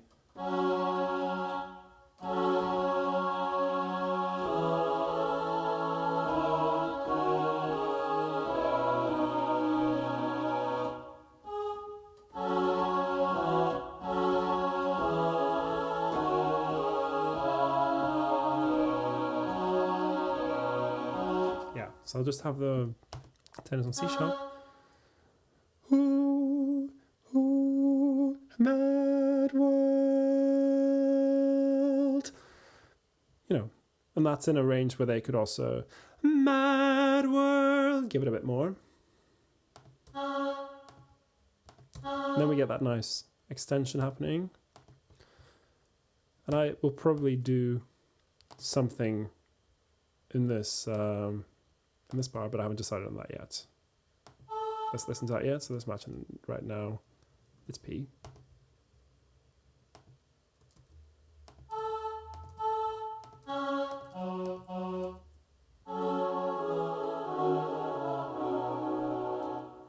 Okay, so let me just listen to that again.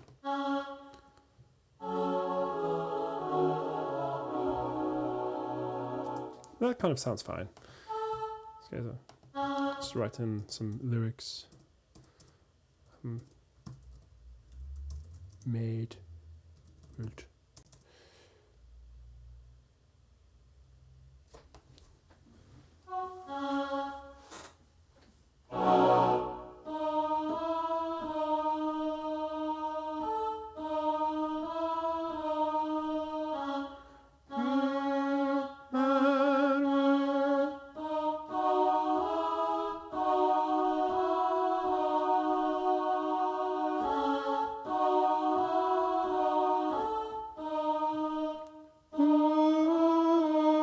So just something to, so that'll be in the tennis probably.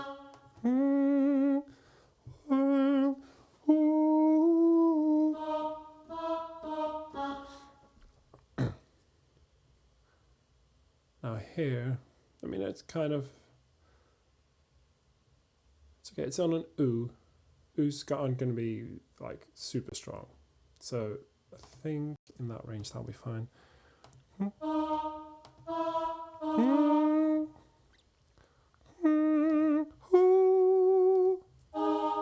Oops.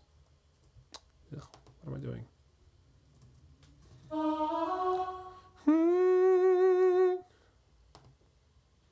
Let me take a breath after this.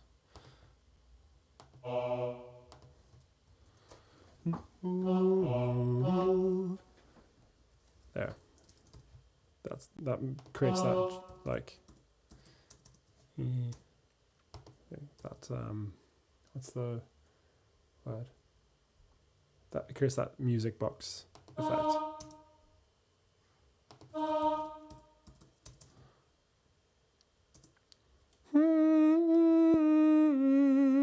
Mad world. Ooh. That's like quite a nice singable phrase for tenors. And I'm saying that just because I feel like it's a nice singable phrase for me.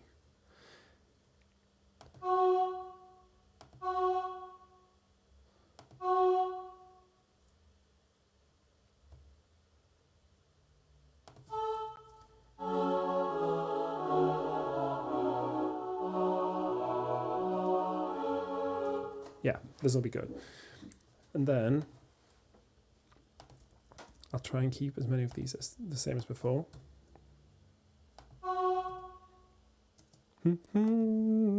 Mad world. Get writing in the breaths. Always write in breaths.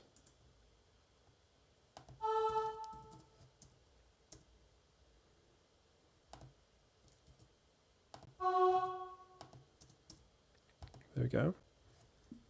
Then these guys have slightly different phrase here.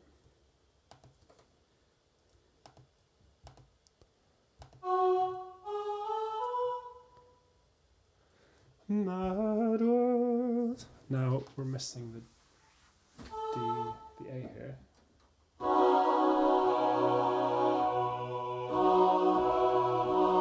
That's kind of okay. The A is a nice extension, but it's not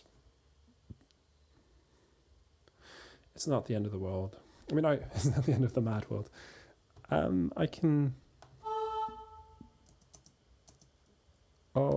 look at it afterwards. For now, I just want to get something that covers that piano line because the piano line's important. And then I'll make adjustments. Yeah, there's a chance. I think this is a good, like, I think for most choirs this key will be okay. I am a little bit this in the tenors, but it is an oo. Oos tend to come out quiet because they're closed vowels. So I think I'll keep it for now. If I'm moving it in key, I'm not going to move it far from here.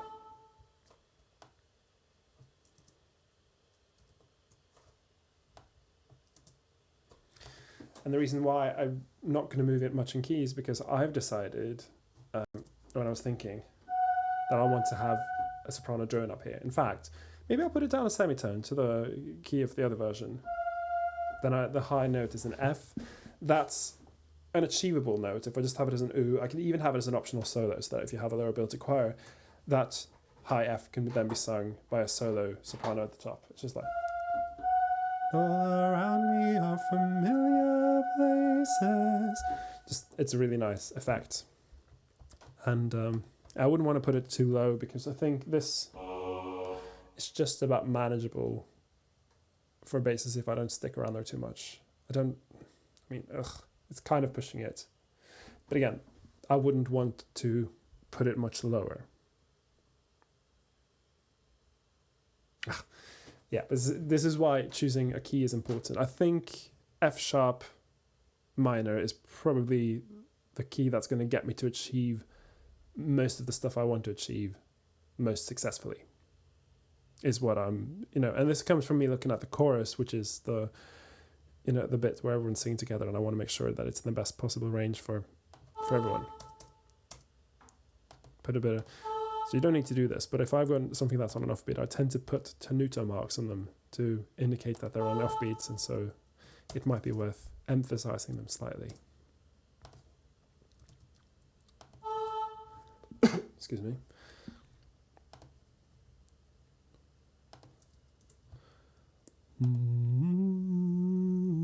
Mad world. I can really notice that I haven't actually sung that much in a while. My voice is like croaky and terrible.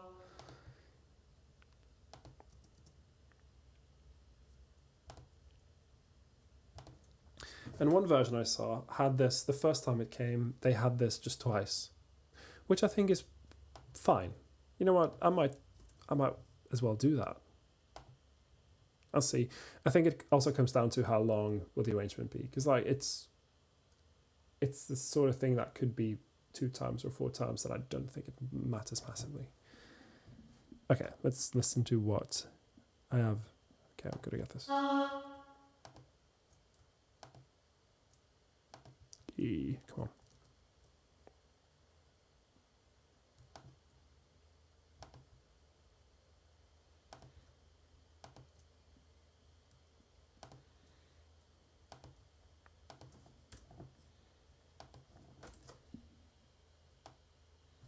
Yeah.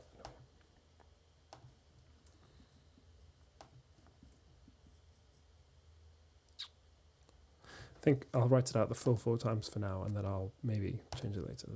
Just copy it out like this. Don't have to change it around. It's fine. I'm not using keyboard shortcuts right now. I'm sorry. I do advocate people use key commands, but right now I'm not, because I'm bad at following my own advice. So, right in the breath. E.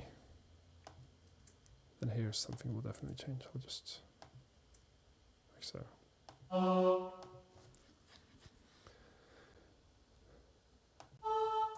It's supposed to be B.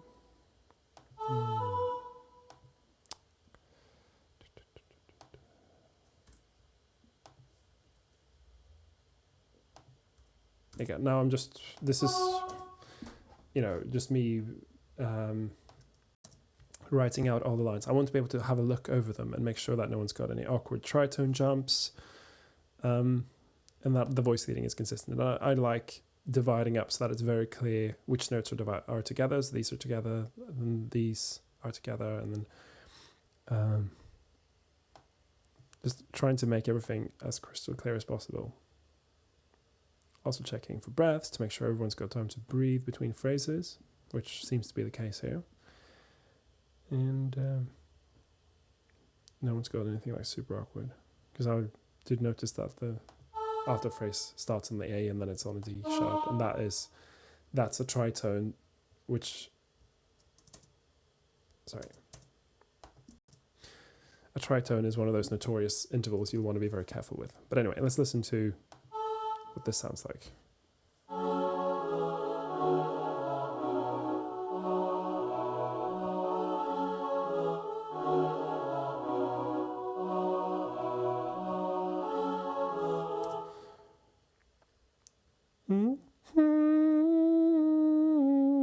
Maybe I can have this anticipated.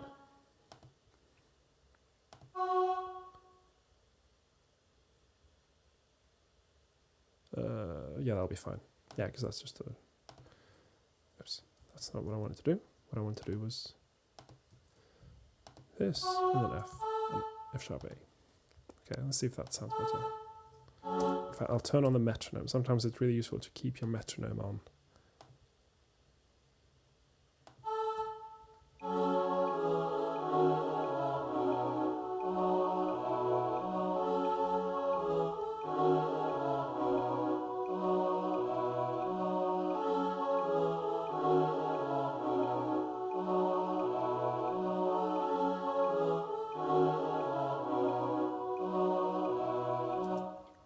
I think maybe without the anticipation is slightly better. So let's get rid of that. It's enough that it's in the soprano part. Okay, let's listen that one more time and then I'll move on.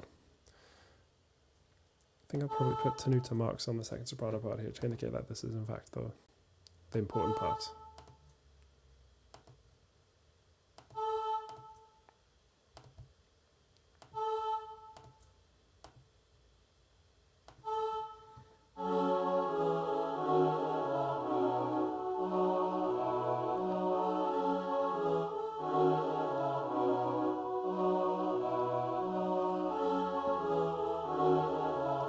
You know what? I've got a better idea, because I am concerned that the melody is not gonna carry across as good as it should. Thing is, this is also still in soprano range, and there'll be more altos because I haven't split the altos. So here's what I'll do. I'll have if I choose to do it like this, I'll switch these around. So now the altos will do the melody, and this is because there's more of them.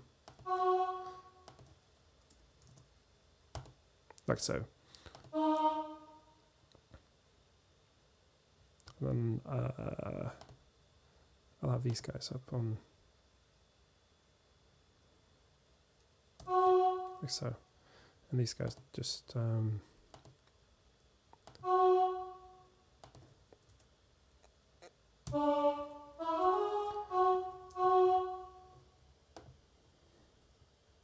did I do this? Yeah. Okay. Then I'll just do whatever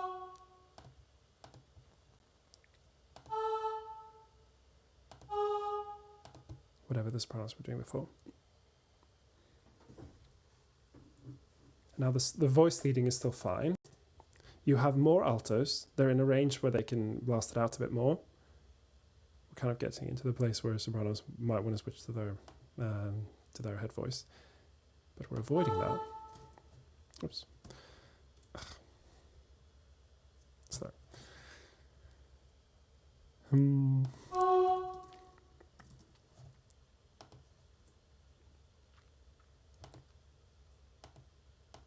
Yeah, I'm just fixing the part writing. Like so.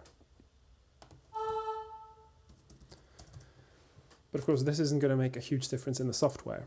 In the software, this will probably sound quite similar to what we just had, but I know that because I've split sopranos, there's going to be fewer sopranos on the accompaniment parts than there is altos on the main part. And, the melody is the part you want to ring out the most strongly.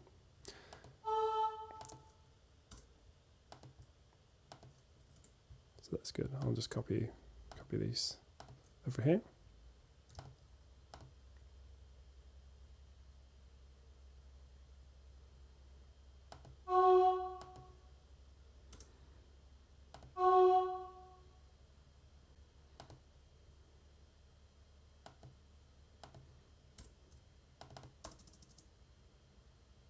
So, how am I doing for time now?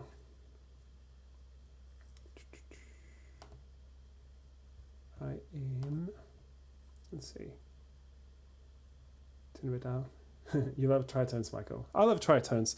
It's just they can be a little bit tricky to sing in tune. So you gotta be very careful about how you use tritones. A good tritone in a good place sounds great. Tritones out of context, a lot of singers will struggle with. And it's whenever if I get handed an arrangement, usually it won't happen in my arrangements because I'm really quite careful to look over them to avoid certain tritones. But if I get given a score and I spot a certain tritone in one of the parts, I just know that when we've done the first thing through, the MD will be like, all right, let's go back to here. And yeah, altos, you have this jump here, so listen to it. And then, and I'll be like, yeah, well, that's not strange because you have to sing a difficult tritone. And yeah, altos, unfortunately, do often end up with difficult tritones because they get treated sort of as the parts where people just stick whatever they couldn't fit in the other parts, which is not, that's not, I don't endorse arranging in that way for altos, but it does unfortunately happen a lot. Okay, but here, the altos get their moment, they're singing the melody. This line is very easy. Ooh, mad world. Ooh, mad world. Very simple. Ooh, mad world. Ooh, mad world. Again, sum through it. If you can sight read it and it's easy, then it's probably going to be fine. Okay, so that happens twice. Right, I've now decided where my chorus is going to be. And what's good about this is I've written it so that I can also have it forte without changing the instrumentation, without changing the arrangement. At forte, that this will sound fine. Now I'm just going to fix the stuff I did before. But yeah, absolutely having more people on the melody will make that ring out clearly. Fix, again, good layout, makes it easier to navigate the score.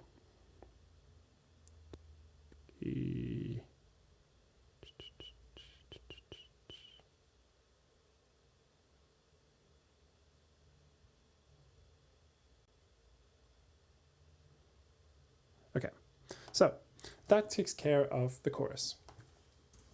Now, we've established what key we want. I'm going to keep it in F sharp minor. I might move it to F minor, but that's such a small move that I don't think it matters massively. I mean, you could even, for most arrangements, and I know this is a trick that musical directors sometimes do, is they will give their singers a pitch that's a semitone away from what it's written in. And they can do that because sometimes when you learn an arrangement and while you're learning it, you get used to using your muscles in a certain way, and you can end up maybe just getting used to going flat on that one note and going flat on that one note because that's the way you've used your muscles every time you've sung it. What musical directors sometimes do is then they will rehearse the song in a different key so that people will be like, oh, hang on, I'm going to have to actually, my muscles aren't exactly where I expect them to be. Okay, I'm going to have to actually focus a bit on what's the pitch and so on, and really, and use their ear a bit more than just their muscle memory. And of course, muscle memory is an important part of music learning, but sometimes if stuff goes flat, then that will be, your muscle memory will work to the detriment of the music. But anyway, yeah, a semitone difference is not something that's to worry too much about. Okay, so I've done my chorus. Let's refer back to my dynamics graph. So that's this chorus. Now later on, I'll want it to be loud. Now I've decided, okay, well, I'll probably want the same instrumentation, just louder. So, okay. Let me see if I'll even put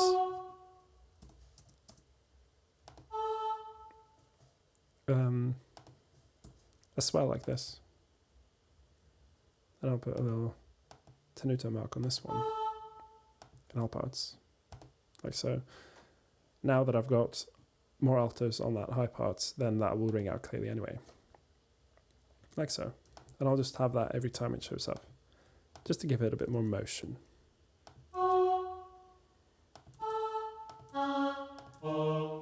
And the more detail you can put in, the better.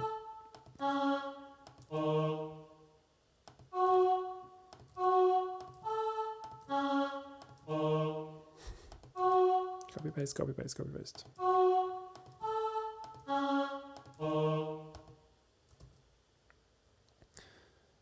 Right.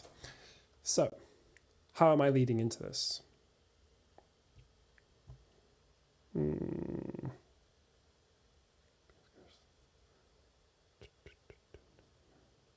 I think I'll want to look at the verse first to see what I'm doing there. So let me just get this copied out for later in the song.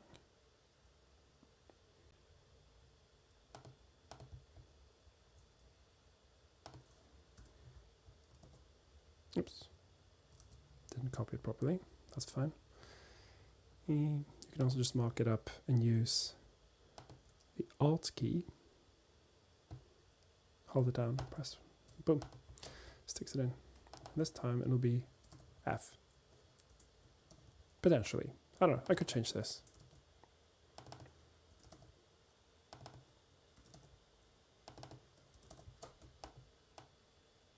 But now I have something that works.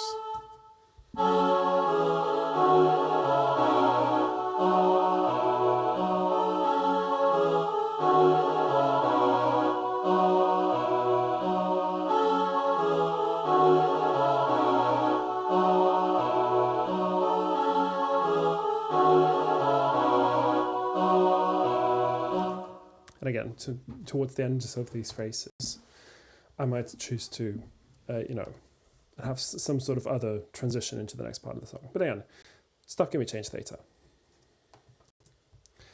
Let's look. I kind of like the idea of having more of an open opening, if you will. So instead of having all these chord movements, just have a bunch of all around me are familiar faces. Maybe with some bit of dissonance somewhere.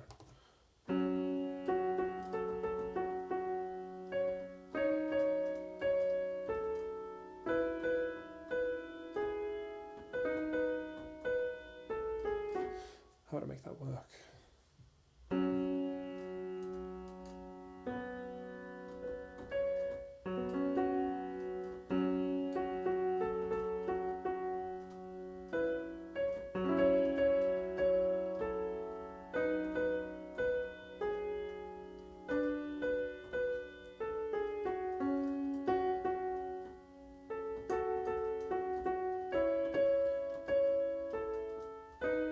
So So descending semitones. I mean, moving around in semitones in general can kind of invite going flat, but I think in this case it's fine. So the way I'll write it out, so that is, let's keep it in the tenors, why not? Keep it a bit low. And so I'll have basses above. Then, because that means I can have sopranos and altos in a fairly low range for them. So they'll be.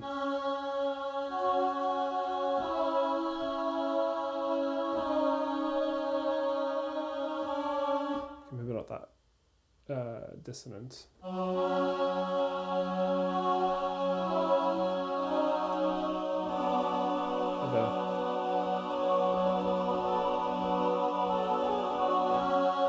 Okay, let's try that. So, and again, this is just me kind of drawing on the fact that I want something that sounds a bit open and spacious to start with, and I just want one part to be doing the melody. And I know that for open and spacious, referring back to the, actually, I erased it. But if you check earlier in the stream, that I talked about how if you have less notes in the chord, then it sounds bigger. If you have more notes in the chord, then it sounds more tight. Oh, thank you, Quentin. Thank you, Nick. Getting nice, very filmic. I mean, as I said, it's the Dorian mode. It sounds like film music automatically, just because film composers love the Dorian mode. Okay, so this is. I'll just write out on the. I'll have the basses on that F sharp. You can even have them stagger breathing here. So that means stagger breathing means that within your section of singers, they will each breathe on their own to create like the impression that the sound's never stopping. It's the same thing that happens in a string orchestra when people change their bowing positions in their own time.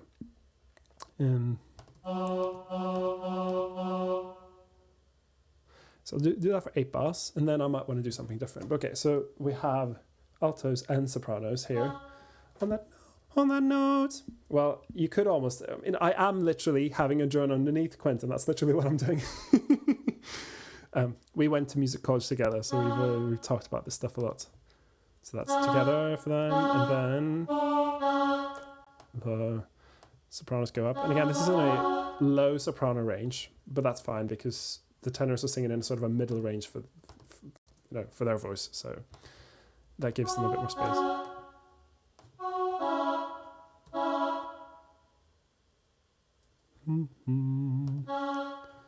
Okay, sorry, I got to actually have them up on the F sharp a bit earlier.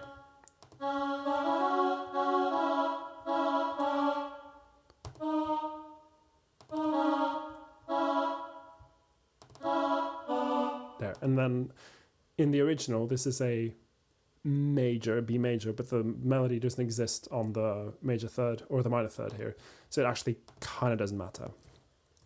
Now, I'm going to ignore this extra soprano stuff because that's not in use just yet. And I'll hide it in the full music later. Whenever you don't need extra staves, remove them because they just take up space on the page. So that's a whole phrase. It's not terribly interesting, but I'll give them more interesting stuff to do later. And we'll assume that that's an ooh, something that's quiet. Oops. Okay, ooh. Let's see what that sounds like.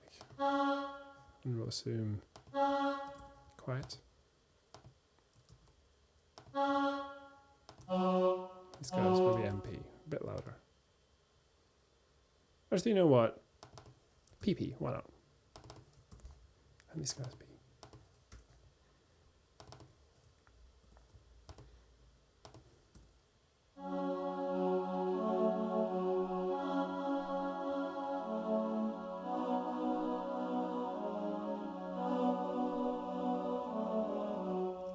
That's quite nice, and then you repeat this.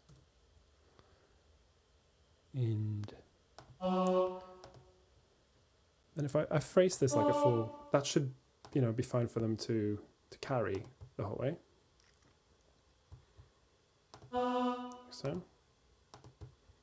Then they don't need to stagger breathe. They can hold on for 4 bars. That's fine. Same thing again.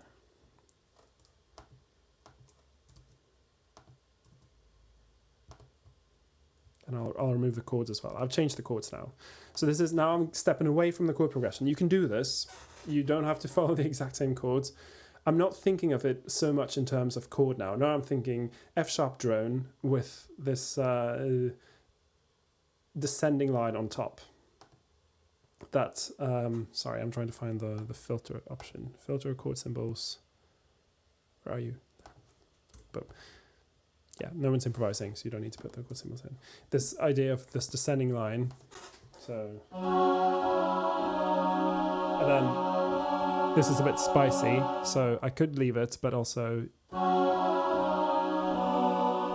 that's less spicy and won't draw the attention as much. You could, I mean, yeah, minor second dissonances between the top two topmost parts need to be used very carefully. You can use them, you just got to be very careful.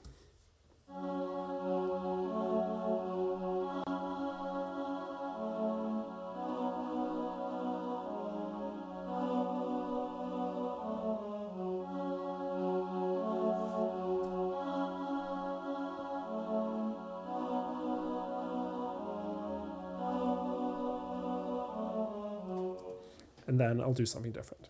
I did notice that I want these to carry on just a little bit longer than they did. So, singers do need to breathe. Now, with the reverb in a room, it's going to be, that breath isn't going to be quite as obvious. So, it's fine. I mean, having them do this exactly for that length might not happen. They might, singers do kind of, when you perform naturally, want to just like breathe, and you find you just run out of breath much sooner than you expect. That's fine. Natural reverb takes care of that. It's just, yeah, it's great. Let's get this over here. Oops. What did I do now? Copy. Paste. Just lengthen everything, make it all look nice. Don't need this because they're not changing dynamics. They're just staying. No need to write in any dynamic stuff if they're not changing. There. And I'll do the intro at some point, but I usually leave the intro for the end. Right. Now someone else should probably take over the melody.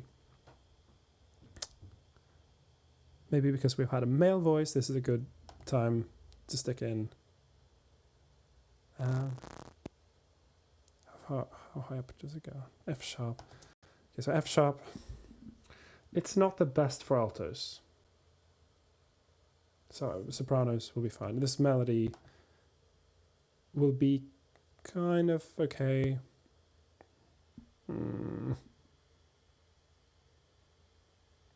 It's not really the best for either altos or basses the way it sits now. It's more in the tenor soprano range. So altos and basses would have to be harmonizing. Unless, do I put it up? I don't.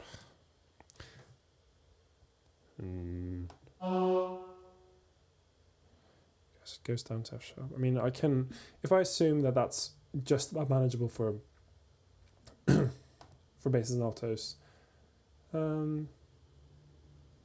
Yeah, I think maybe I will. I'm just going to be so... yeah, this is the kind of stuff you do kind of end up having to struggle a bit with when you arrange. A lot of altos would be able to sing that at pitch, but probably I'd want to have them do it first with the... sorry, I'm hearing an echo again. Maybe I'll have... with this being so quiet, I could maybe even have the altos do this here, and then that'll be their melody moment. It's quite low, but it's fine because all the other parts are quiet. It's in a range where they should be able to sing quiet. So look, this is going to be, so you see it goes red here, but this, I know, most of the altos I know will be kind of comfortable singing down to that F sharp. With all the other parts super quiet, that should just about work, and that means that the tenors can then take over at pitch, and because male voices sound different at that pitch, it's going to sound higher. It's going to sound like it's a step up. And here, do I still want to carry on with my drone here? There'll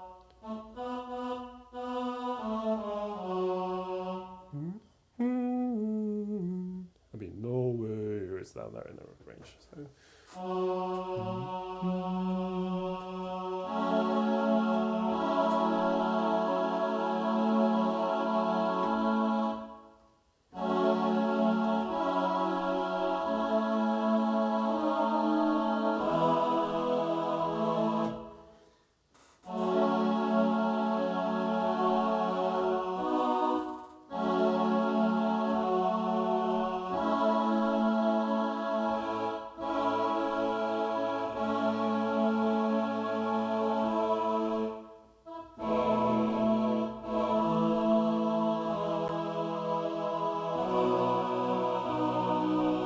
I think I could afford just to stick in a bit more harmony. You know, how you get motion here is you have suspended notes.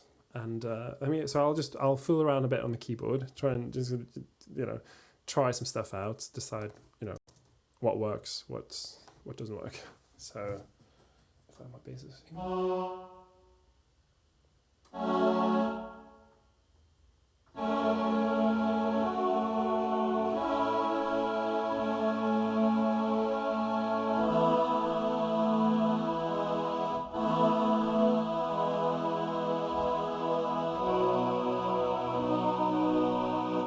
So 4 parts will probably be good.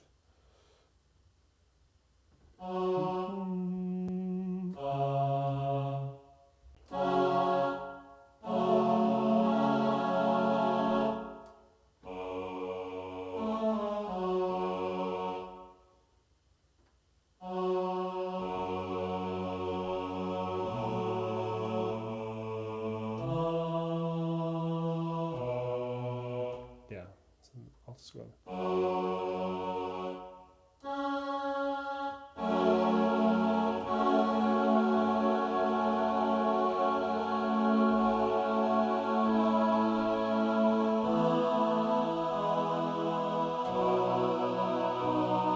That's what I'll do. This is all fairly low in the parts, but still quiet. I think it'll be fine.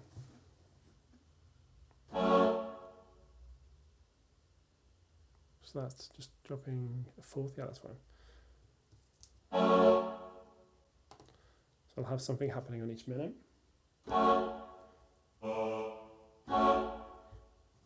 Turn this into a minimum for me, please. What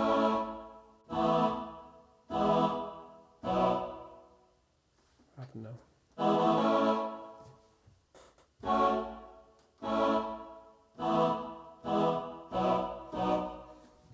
So I'm using a series of suspended notes to create motion. Now I'm going to split my sopranos. And yeah, the second soprano part will be quite low to start, but all parts are low, so it's fine. This is down. Yeah, that comes out in red. Kinda, it is low. I do agree, but I think it'll be fine. This is also supposed to be down. And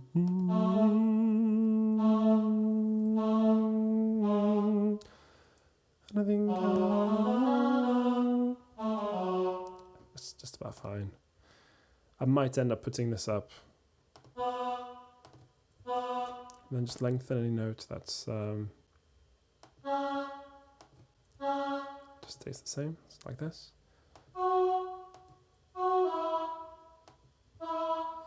Okay, that just comes from me knowing the theory, knowing that, okay, for what sort of extra notes can you put on a chord and it's going to sound good, and where do you have opportunities for suspensions, around the fourth and third and stuff like that. Just music theory.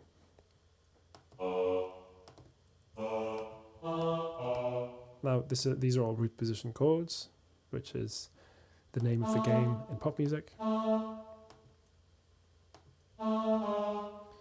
And could take this up to B. That'll be a little bit easier. Maybe it's fine. Let's listen to it. So now that's B and that's. And I want to make sure that these guys are leading nicely to their notes.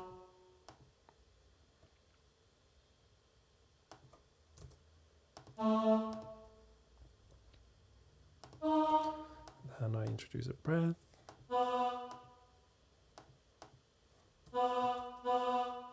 Like so. That's down on F sharp. And down on B. Slow it together.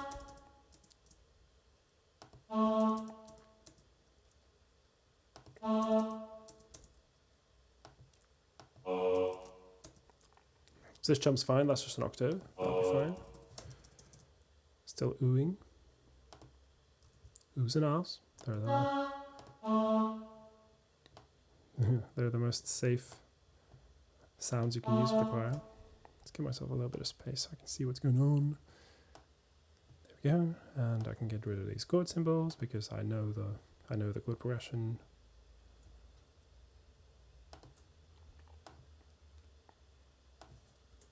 Cool. Let's see how that leads from altos to tenors.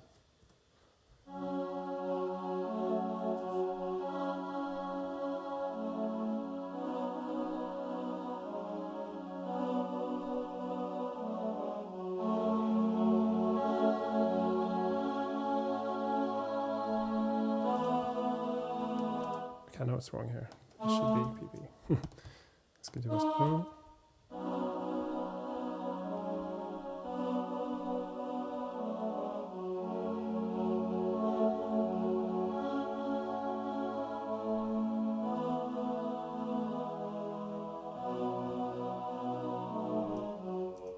That sounds really quite nice.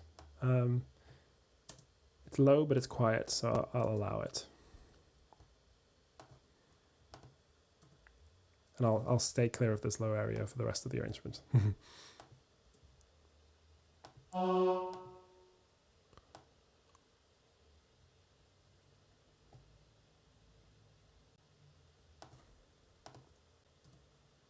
There we go. And that takes care of the first verse. So let's just listen to that in its entirety. See if it sounds... Actually, okay. Do I want any more dynamics? No, I think it's fine. I think that's fine.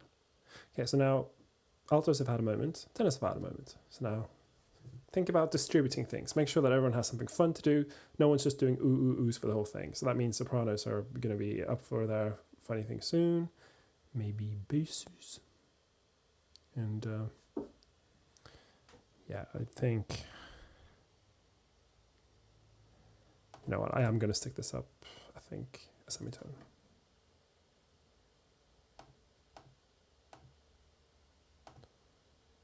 Just I'm quite reluctant to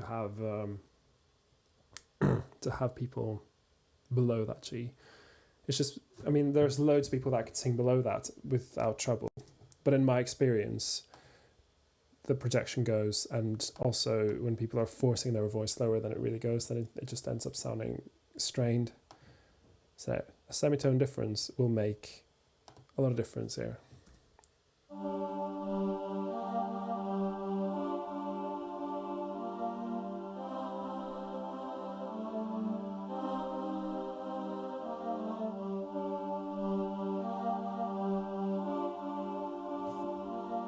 I'll make one more change. I think I'd rather just split the sopranos here, put this there, and then have tenors and basses in unison, because it's that ooh on a D. Yeah, you're getting into territory where a lot of lower ability singers will start to struggle a bit with tuning. So just have that there. Having them in unison is fine. You're doing a dread.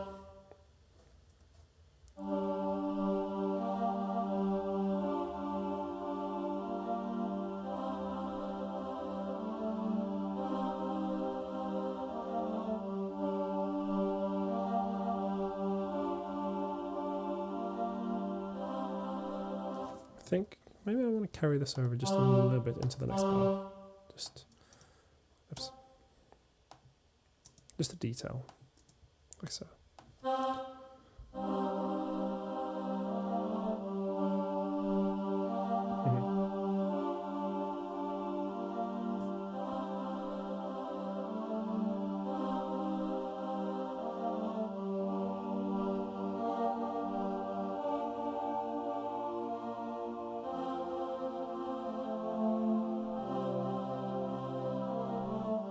Yeah, this is sounding pretty nice, really, actually.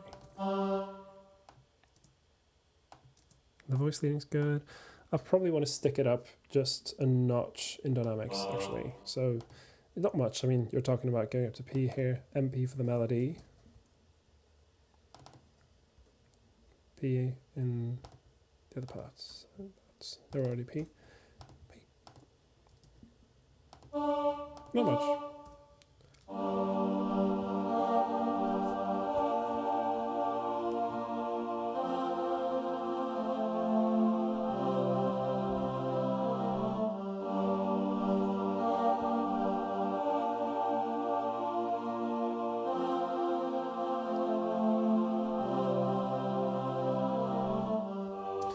And then who goes next? I'm tempted to have it in the basses, actually.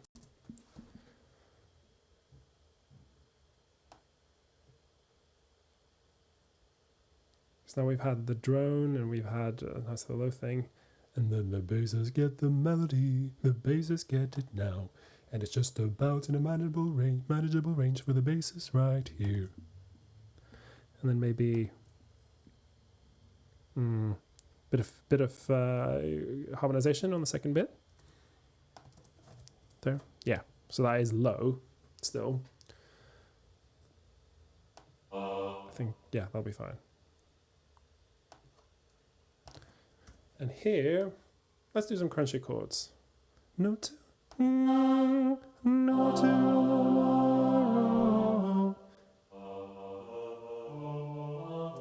Then we'll have something. So what's the?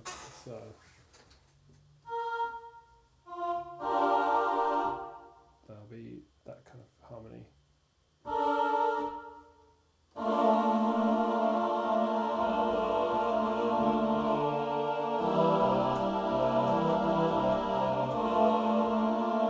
Then we get that nice semitone here.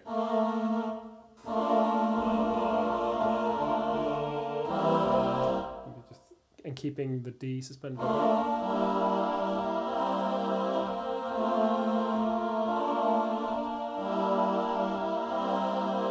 That is like quite tight, close harmony, but tight, close harmony sounds really nice when you have the basses doing the melodies. Like quiet, it's slightly, it's a little bit more challenging than just like simple.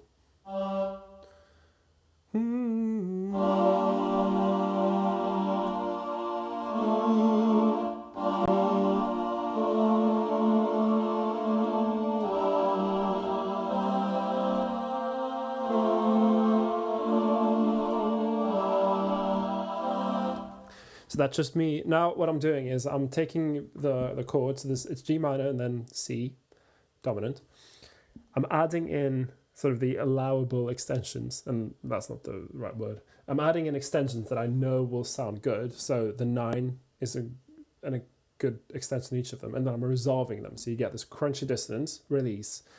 Then some of the parts move, going into the next chord, but then one is suspended. So again, the note that ends up being the 9th of the following chord is suspended, and then resolves. So I'll write this out quickly.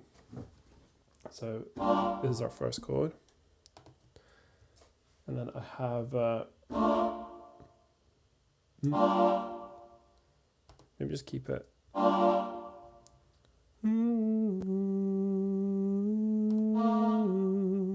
something happening on each beat will help create motion, or each minim.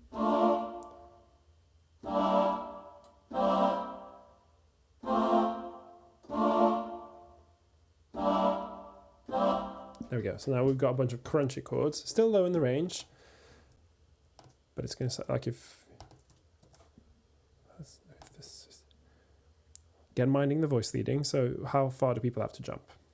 Tenors? No tomorrow. Ooh. Maybe just 2 bar phrases here. Like so. They just have to go semitone up, so that's easy. And I prefer spelling it out like this actually. So dotted and then this. There. That looks better. This there. Altos, just up a tone. That's fine. They're in thirds with the... Oh, sorry, this is the soprano 2 line. They're in thirds with the soprano 1s, so that's not difficult to sing with us there. Altos, up a minor third. Yeah, easy.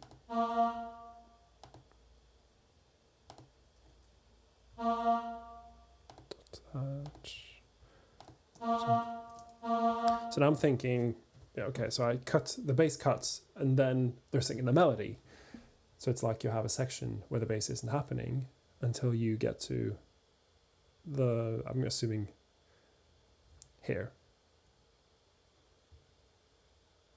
I'll just have it on the root probably. Yeah, even though the basses are singing, it feels a bit like the bass has been cut because they're now not serving as the bass instrument or the bass line. They're now singing a melody, and there's plenty of space for them to do so down here. None of the other parts are close to where it's happening. They're up here, and the melody's down there with a lot of space.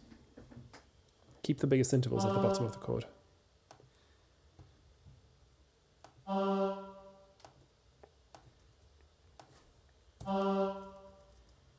Yeah, if you're doing crunchy harmony in your arrangements, then it's actually, I want to, there. Then the voice leading has to be really good. Crunchy harmony in vocal music is great, it sounds wonderful, but voice leading is going to be your friend in making sure that singers can kind of get to grips with the complex harmony. It's really hard if you have to not only do tricky harmony, but also tricky like jumps all around the place. It's you gotta be nice to the singers. Well, you should be nice to anyone you're orchestrating for, really. Get you further.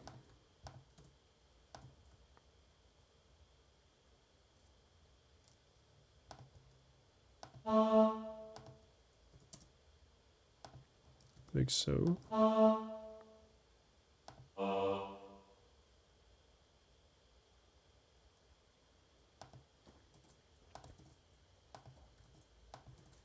We dip down again.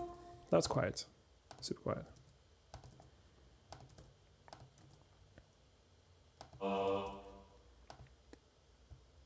Let's listen to this transition.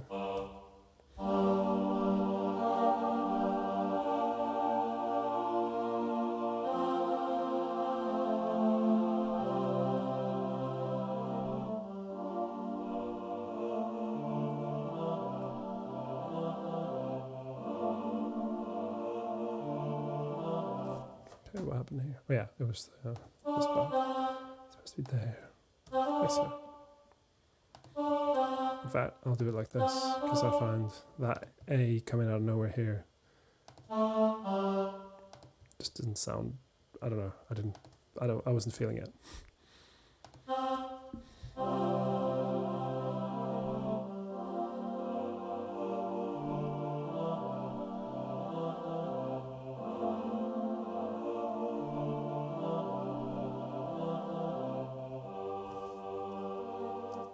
There, and now is the time for some harmonized stuff. Now, who gets the melody? I could give it back to the tenors.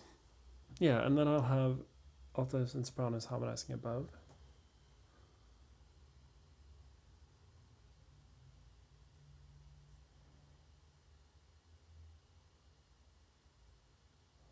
I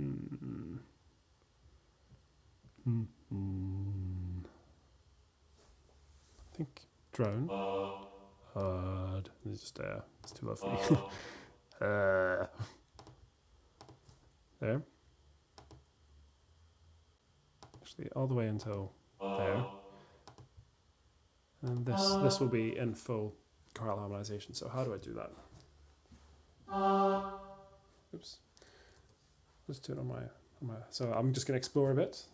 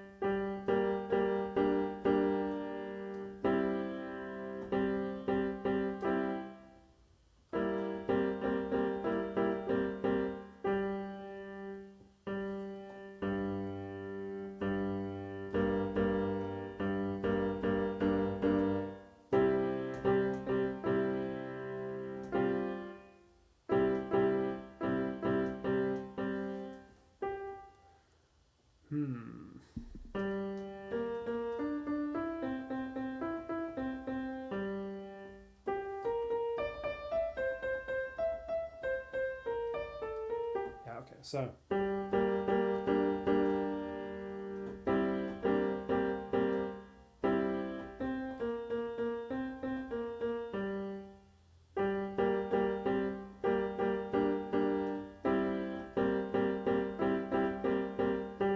Yeah, that'll be good. And then they go back to unison.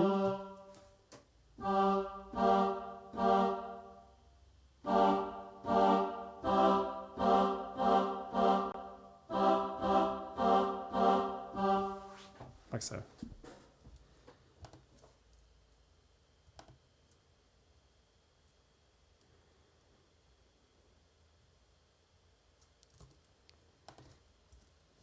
Then I use, actually, got to decide where each part is going.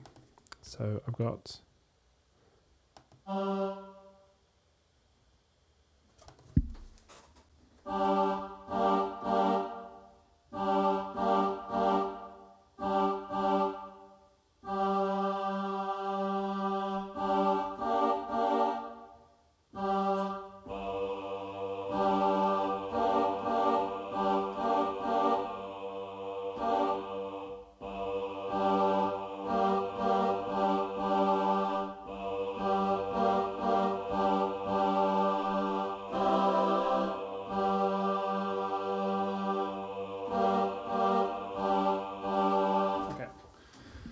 so I'll do it. I'll have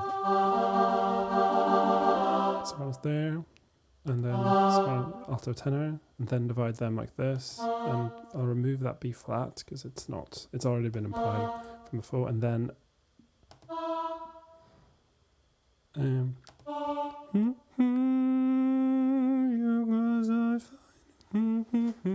yeah, so this will be soprano 2.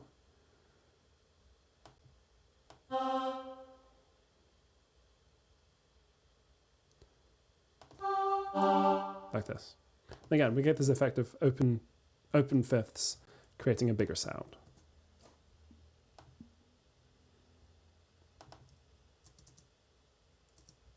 There. And now this is a drone. These guys can now be B.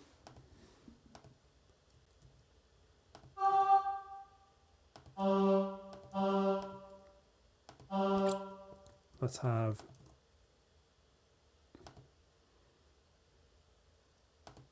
again, just to create some texture.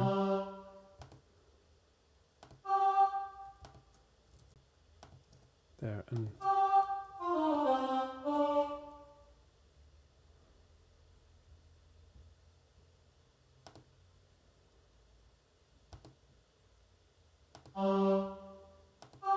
maybe I'll have these in D. Like so. Let's see what that sounds like.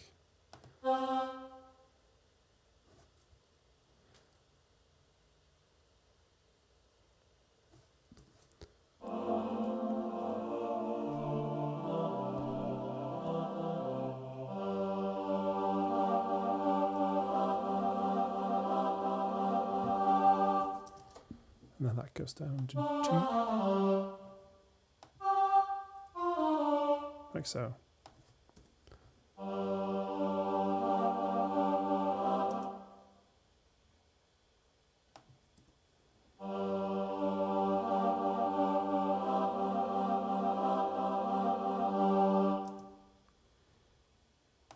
Maybe swelling a bit here. And P. And then we're going to have a massive crescendo going into the chorus. Okay, let's listen to this with the previous sections.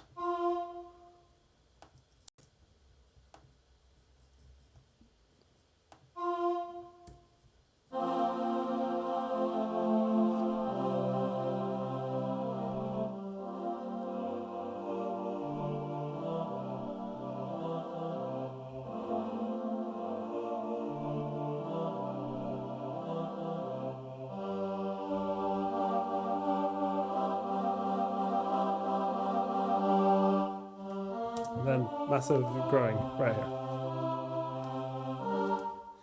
Okay, so then I'll probably want the sopranos to have the melody, because then you get all the way up to this E.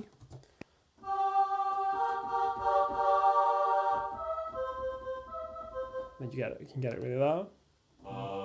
When people run in circles, it's a very, very mad world. Yeah, so bass is down there, harmonies.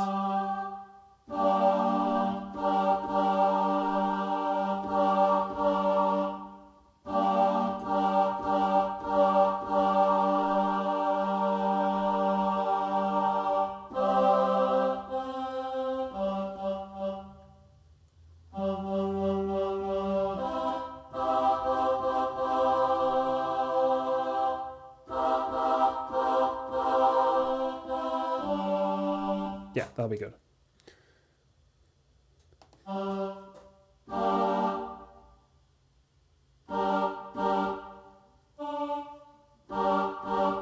Okay, we're considering it's probably unison, unison, unison, and then split. So it's always 5 parts.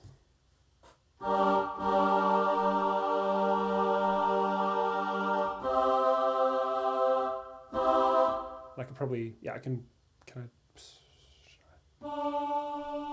Circles, it's a very, very. Yeah, I'll maybe just have the bassist drop down an octave. Drop down an octave. Do, do, do, do, do, do, do, do. Yeah. That means I can have them in unison. I won't be doubling the third. That'll be perfect.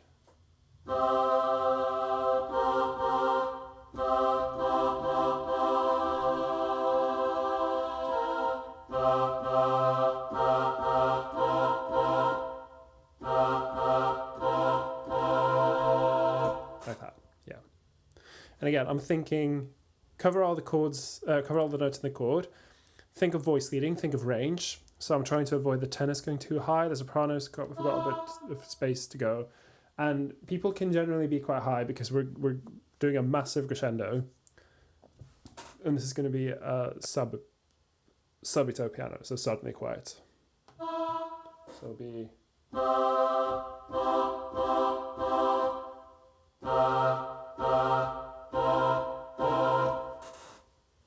There, I accidentally pressed a D there. Don't want that D. Okay. Now, is this always... I've got to make sure this is always in 5 parts. You will save time when you're using the arrange function by just making doubly sure that you're always in 5 parts. So now it's always in 5 parts here. So then this crescendos up to an MF, and then that also crescendos all the way, and I'll write in like molto, and then this is going to be sub P, so suddenly quiet. Subito, that is Italian, it means suddenly. And I don't speak Italian, so I'm not sure if I'm pronouncing it correctly.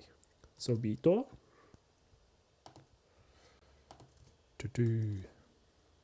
Standard arrangement. So now we're going to have this huge. That's right. I'm using technique text to write in, and then I just write in. So that molto means much,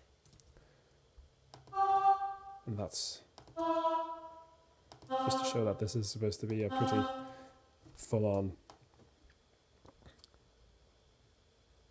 crescendo. And then sub P.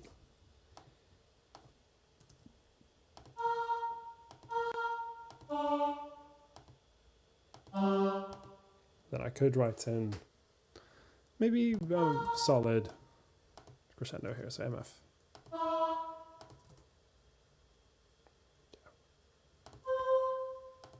Here's how it happens.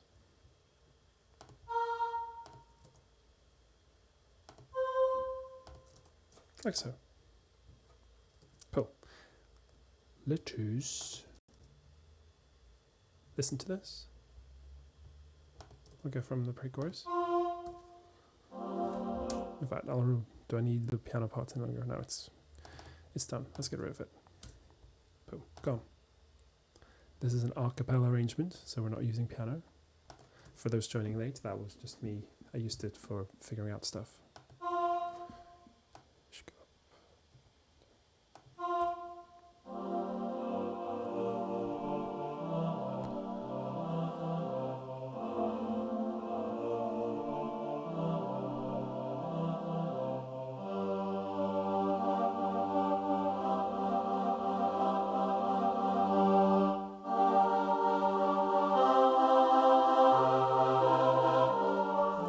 So now I spotted that this is a very tricky bass part because they're up an octave, and then ideally if you're jumping a big interval, just help people stay in tune, you should then drop or do a descending interval output. So I'll just do it like this.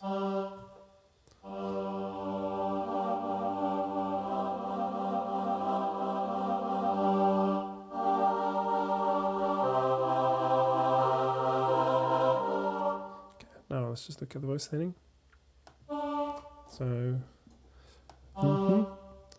I find it hard to tell you 'cause I find it hard to take. That's good. When people run in circles, it's a very, very ooh.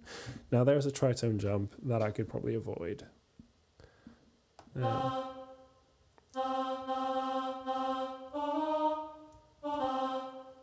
So then I could get the tenors a bit higher up. Circles, it's a very, very ooh. Yeah, and then avoid an octave with the sopranos because it'll draw a bit of the ear's attention. And then like that. So in circles, it's a very, very ooh mad world. That's easily tunable. Those ends of twos. I find it hard to tell you 'cause I find it hard to take when people run in circles. Circles, it's a very, very ooh. That's fine. I find it hard to take as I find it hard to take. When people run in circles. Yeah, that's just the melodies. That's fine. Okay, so all parts now have logical voice leading, and they're all leading nicely to their next bit. So listen to it.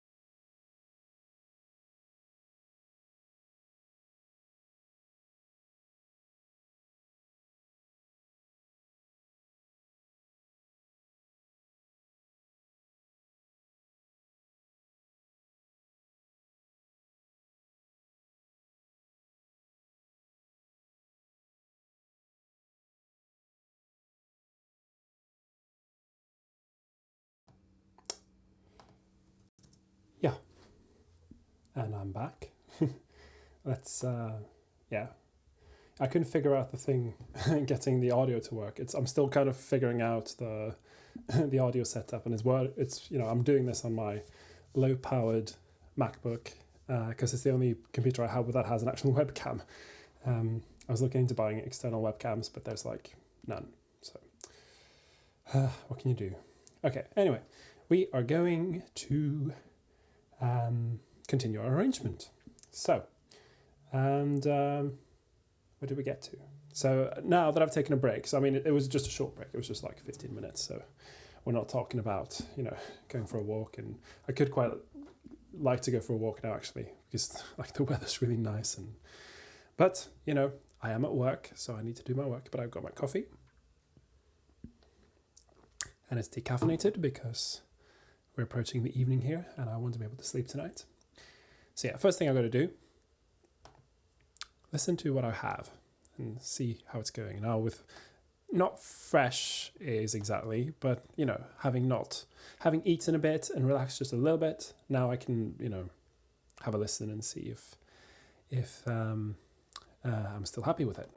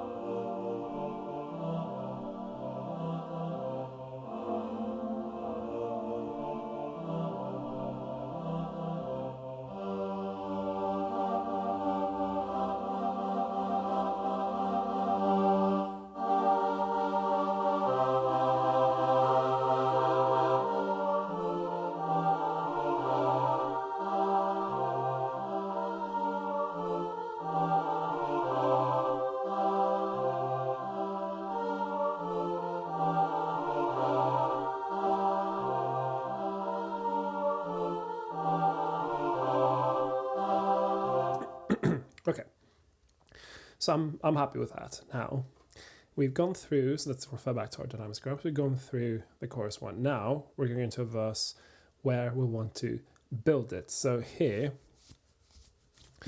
essentially, we're not going to start too quiet. We're going to, go from a moderate volume. And this might be a point where I could do a bit more, maybe not exactly like instrumental imitation, but like I'll have backing parts. So I kind of did it a bit with the lower parts here. So the bass and tenor parts.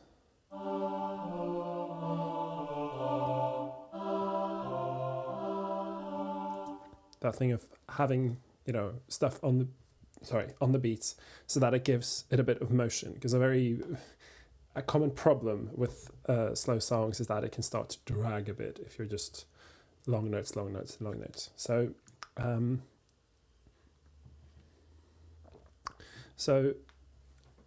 now this melody is useful because it is mostly quavers. It's not long notes really, it's quavers. So I could block harmonize it and that would sound good. So let's try some stuff out.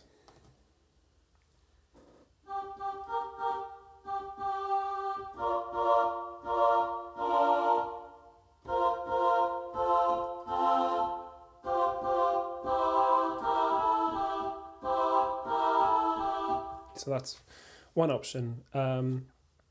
Having the ladies, the sopranos, altos, just harmonizing in thirds. That always sounds beautiful, and it's in a good soprano range.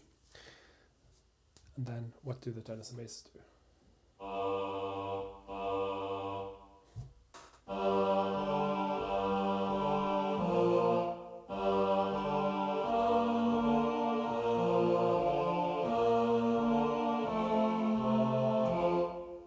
So something like that. Just give it a bit more motion. And again, I'm just arpeggiating.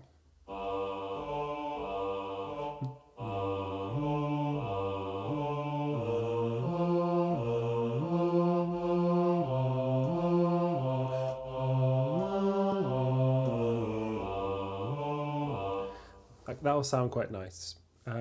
Maybe, yeah. So that's, you know, it gives it that like string orchestra kind of feel. Well, a bit more like a cello. A bit more of a like people motion.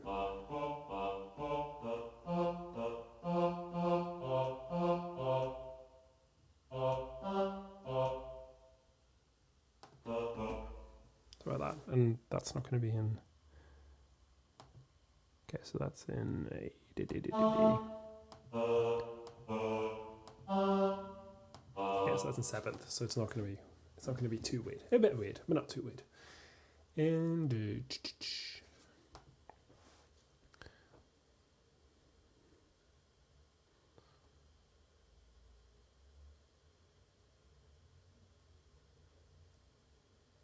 I think.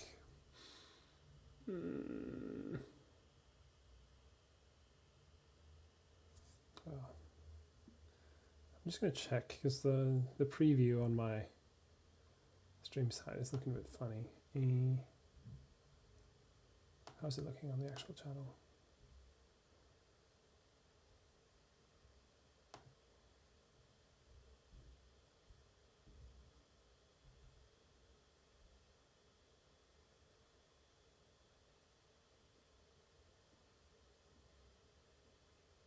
Is it not working?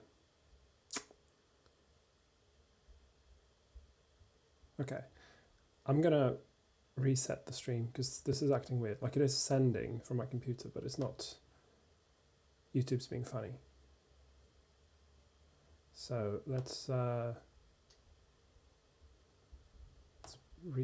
reload the site.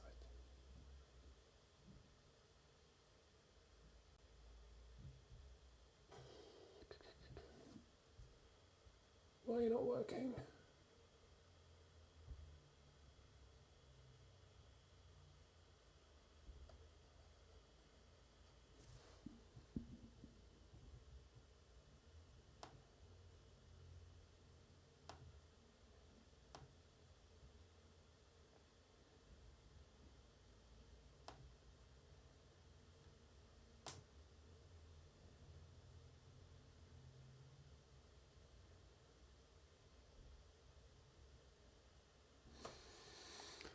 Well, that's very strange. What's happening now?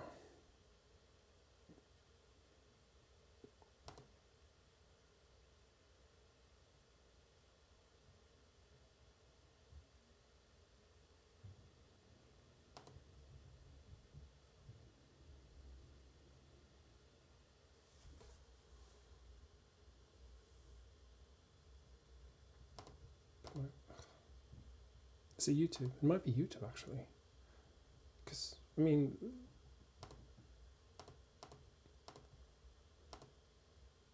yeah.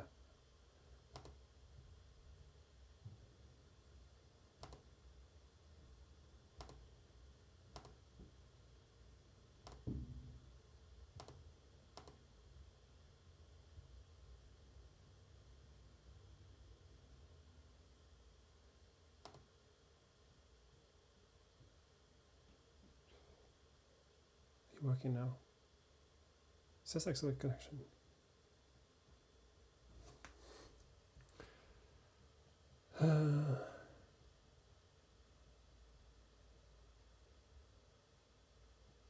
Well, it's very strange because it's working